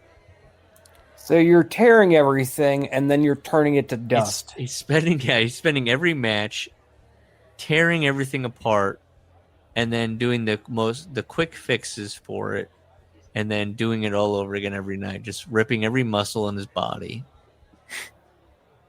And then Chris Benoit's watching going, I want to be like you. Just like you. Steroids making him aggressive. Sometimes people just look at him in the wrong way and he'd be like, what the fuck? And he'd get violent.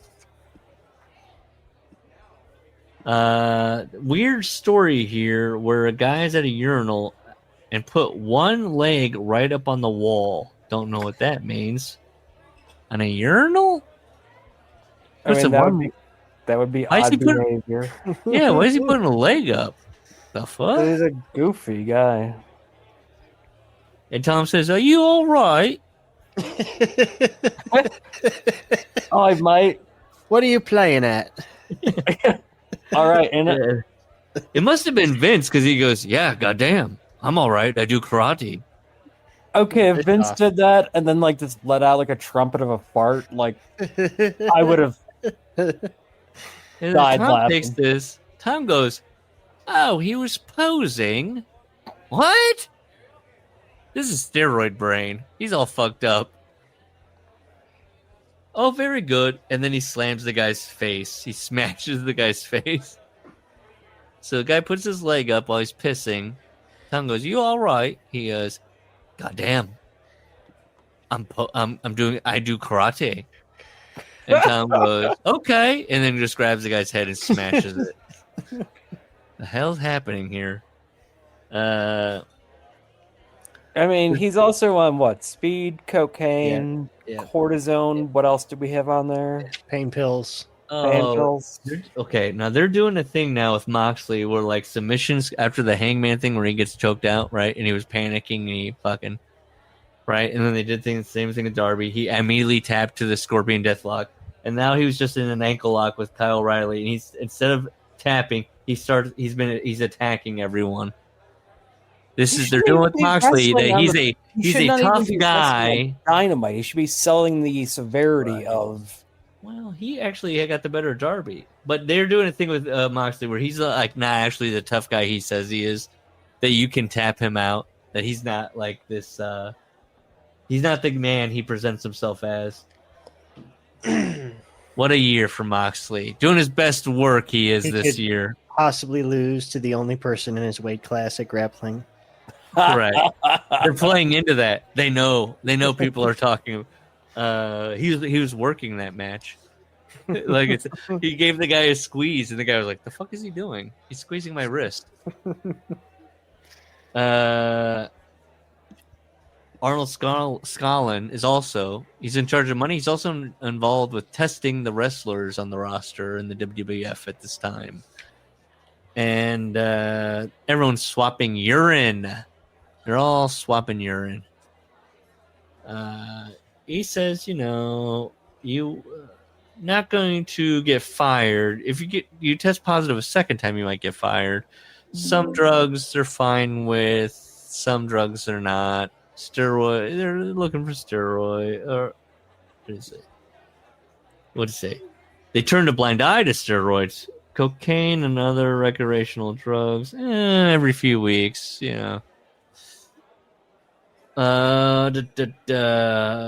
tells this is a classic Tom prank. No names. He tells a couple wrestlers that, hey, we're getting tested when we roll into that town. So just so you know, they looked all fucked up. They're all bright red. And then they had been saying, well, you told us we were going to get tested. We were drinking vinegar, jugfuls of it. God, what is wrong with these people? And he goes, well, I made a bit of a mistake. There wasn't really a drug testing day.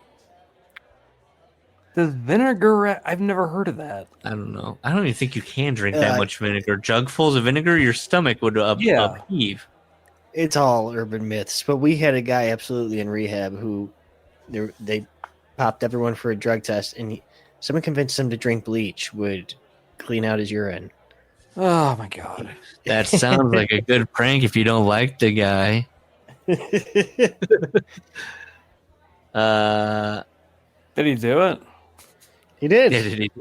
Oh, then He we're is now deceased. Okay. And in fact, he's a genius. Oh, I think he said now he's not deceased. They can't test him anymore. Yeah, I thought he said he's not deceased. I was gonna say he's a genius now. That's kind of the one death I feel responsible for, actually. Larry, okay, mark it down. 151. Larry made a guy drink bleach. We're on a roll with editing things these days. Now, See, we should just have a funny sound effect, though, instead. Yeah, just something that says, like, technical difficulties. That's the kind of boom. You could get a gram of cocaine for about $200. Many times after the matches. How long does a gram of cocaine last oneself? That's less than a night. Many times after the matches, a few wrestlers would get together to share 3 or 4. Jesus. Blowing through your payday. I can still remember the very first time I tried it. We were in a hotel next to the airport. Wrestlers, you don't need to tell us where the hotel is. We always know it's going to be the airport hotel or one right next to it. We decided to stay 3 hours outside of this city. Yeah. I was in a boutique neighborhood about 20 minutes outside the airport. We were working in Chicago, but we decided to stay in Peru. Yeah. We were down at Navy Pier. They're in Miami, Florida. It's me, Tom, my brother-in-law, Bret Hart. Remember Bret in his book always being like, I never did any drugs. The first time I ever saw cocaine was in the WWF. I knocked on the door, and it was this circle of Roddy Piper, and I can't even remember who else. And they're all going, come in, do drugs with us. Remember that? Well, here in Miami, Florida, Tom says it was him, Bret Hart, and Junkyard Dog. And it's cocaine time. Junkyard said, "Hey, man, try this." And he got a pipe and a block of coke and gave it to me. And Try this. Here's a great sentence. I had a smoke straight away. Bump. I was high. That was it. We, Bret Hart, Junkyard Dog, Tom, spent all night smoking crack.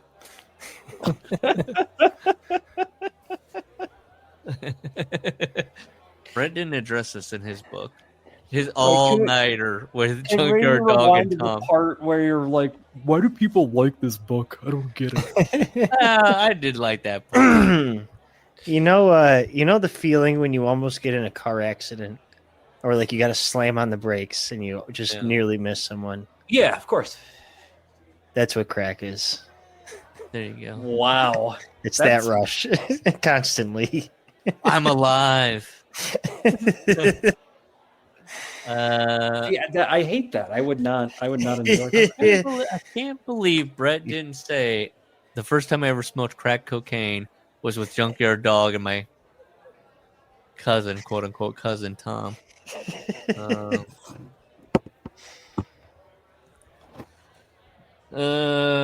He does a TV commercial for Hostess potato chips. They're late. Davey Boy and him are late to the shoot. Vince McMahon, they get there and Vince McMahon finds them each $1,000. They're like, "Why?" "For making me look stupid." They each get paid $20,000, and so the next time that they need wrestlers for the Hostess potato chips, they get the Strike Force, Tito Santana and Rick Martel, and they each get $10,000. Oh, that's a Canadian thing. Okay, I had to look it up. I thought he was confusing things. Iron Sheik gets fired even after swapping his urine. The urine was still bad. When Vince McMahon says, "We gotta let you go," yeah, "We gotta let you go, Sheik. You tested positive." Sheik says, "Thank you very much."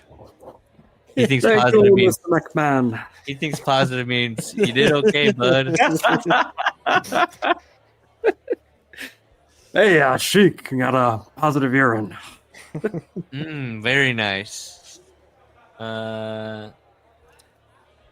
He says that they wouldn't give Matilda food or drink before matches, when they show up to the building because they don't want her pissing or shitting, when she's out there.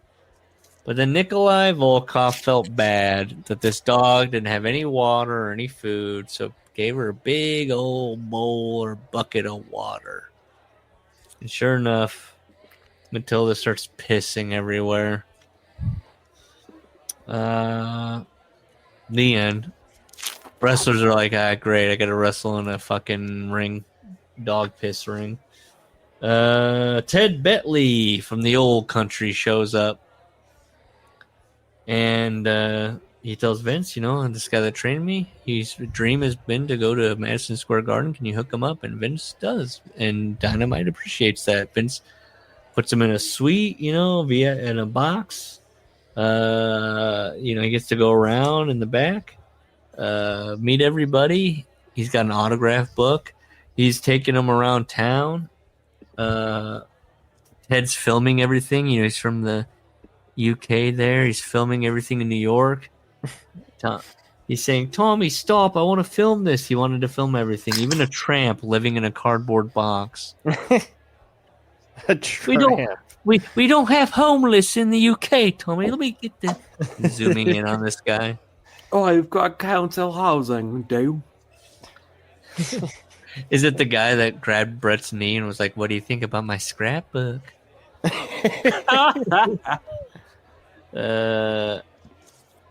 Now here's where they run into problems. Ted's getting everybody's autograph, Andre's autograph, everybody's autograph, and then he goes to Brutus Beefcake. Brutus says, I've got no time for fucking autographs. I'm going to the ring.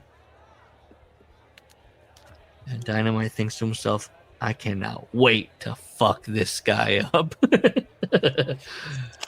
I had it in my mind on December 14th inside that cage. I was going to mess him up big time for the simple reason that he was ignorant to Ted. Anyway, I didn't.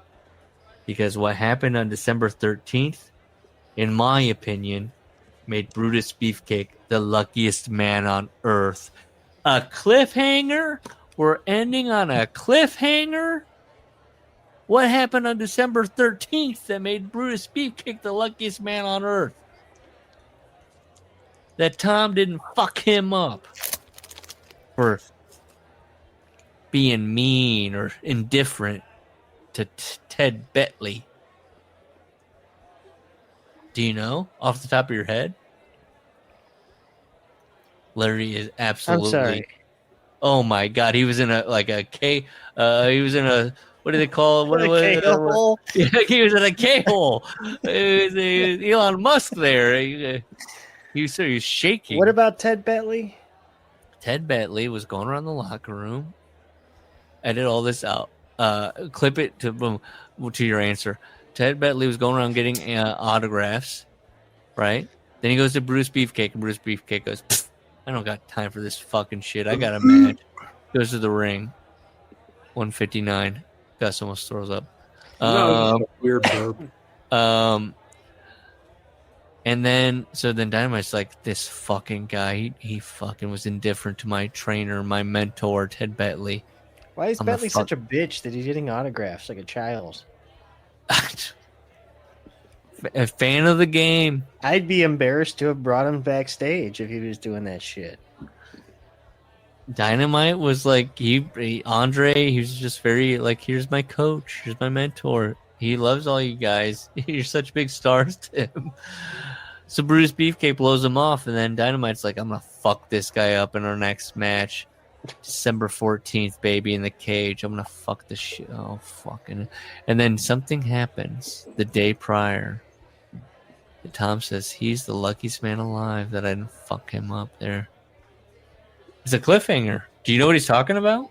What happened to Brutus that Tom doesn't get the chance or decides not to? Yeah, I don't remember him fighting him or anything.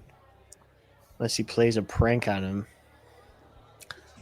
Hey, if we want to talk about AEW being tired, it's the Death Riders versus, what's this? Roderick Strong. And Orange Cassidy. This whole show has been this conglomerate thing, which nobody's a huge fan of. And the Death Riders. What are we doing? We're on the road to revolution, man. Tony. Do you guys want to go another half hour where we just talk about AEW booking? Isn't Full Gear next? Yes. Oh, is it? Yeah, because Trent said, Full Gear, back to you. And I went, that's not what it is. And then I was like, oh, he's challenging. Yeah, he must be challenging for Full Gear. Oh, It's fine. Discovery Warner's going to get sold and they'll get canceled and we'll all be put out of our misery finally. I love that. Anything time Warner Brothers gets discussed because of the Zaslav and all that, everybody's immediate in the wrestling community. Everybody's like, well, I guess that means that AEW's dead. As if Tony wouldn't just. Tony is the kind of guy. Look, in TEW, you can make your own network. You spend that money. Tony has done the I'll die at this club thing with AEW. Like, that's his main goal. Like, that's why I'm like, this could always end up with him and his dad trying to buy or get into TK or make, the money's right. They're not going to go, no. There's a legacy here. We can't sell to these rich guys.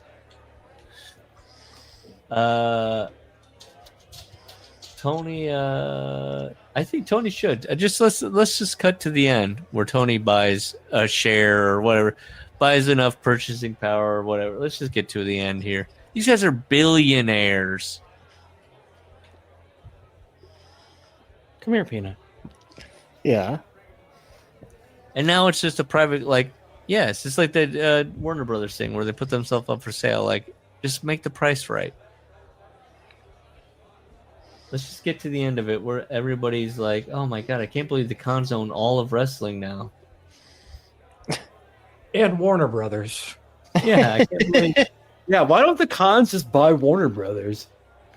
I mean, what's the price now? Because the Ellison family were like, "No, that's not. We need a little cheaper."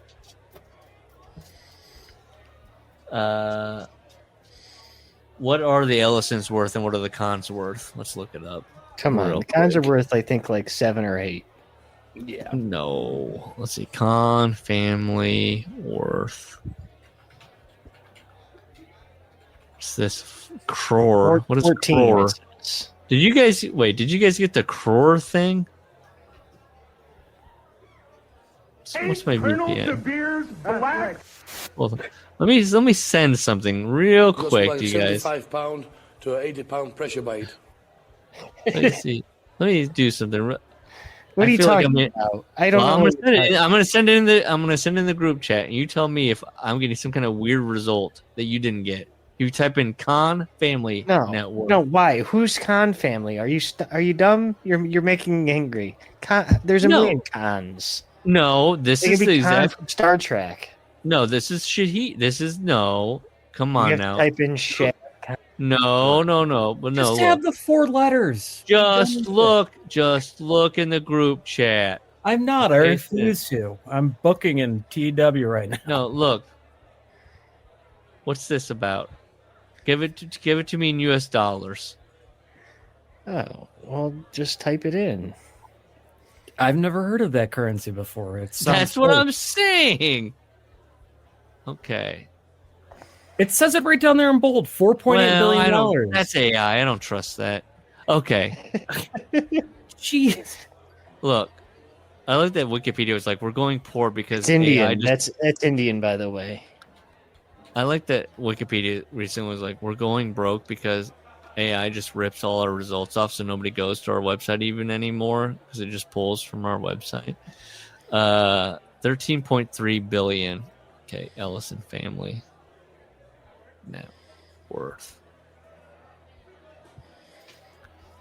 Oh shit. 393 billion. Yeah, what are you talking about? I don't know. We're talking billions here. Okay, I'll say this. The Ellison family interested in pro wrestling. No, whereas the Khan family is interested in pro wrestling. Now let's see what's TKO worth. Let's do the math. It's 20 billion is what their kind of market cap was. I definitely think the Khans can put together some kind of sports group to. They would not go for 5 times their worth to. I'm not saying buy TKO. I'm saying that they go enough so they can get enough that they're. But they don't got that Class B stock that Vince has, where you have more voting power. Vince gets so mad. Probably at Paul has like 100 votes for every share. He gets so mad at Paul Levesque for what he's doing, his booking, that he sells it to the Khan. He's that spiteful. He's like, you know what? You know what, Paul? This sucks. I'm gonna fuck with you. I kind of think that's what he did, anyways. What? He could have just given the company to his children. Correct. He chose to sell it. Yeah. Deal with these people. Okay, now what's happening? Right. Oh, she's got cake on her face. Oh, we're saying goodbye? Goodbye, everybody. Goodbye.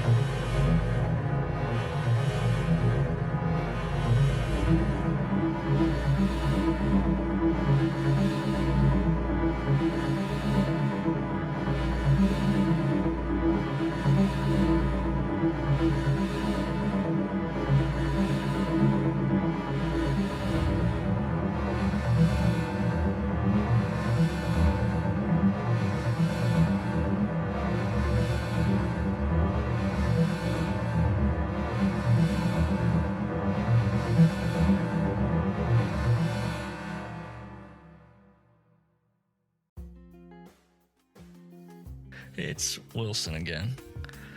That was fun. I bet it was the best episode ever.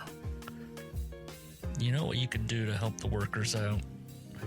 Rate, review, all that good stuff on whatever app you're listening to. Tell us how much you love us. If you want to contact us, it's theworkersclubshow@gmail.com. We got a YouTube, The Workers Club Podcast, a Blue Sky, theworkersclub.org, and we have a Discord where the invite link is left in various places. I'm sure you can find it. That's it.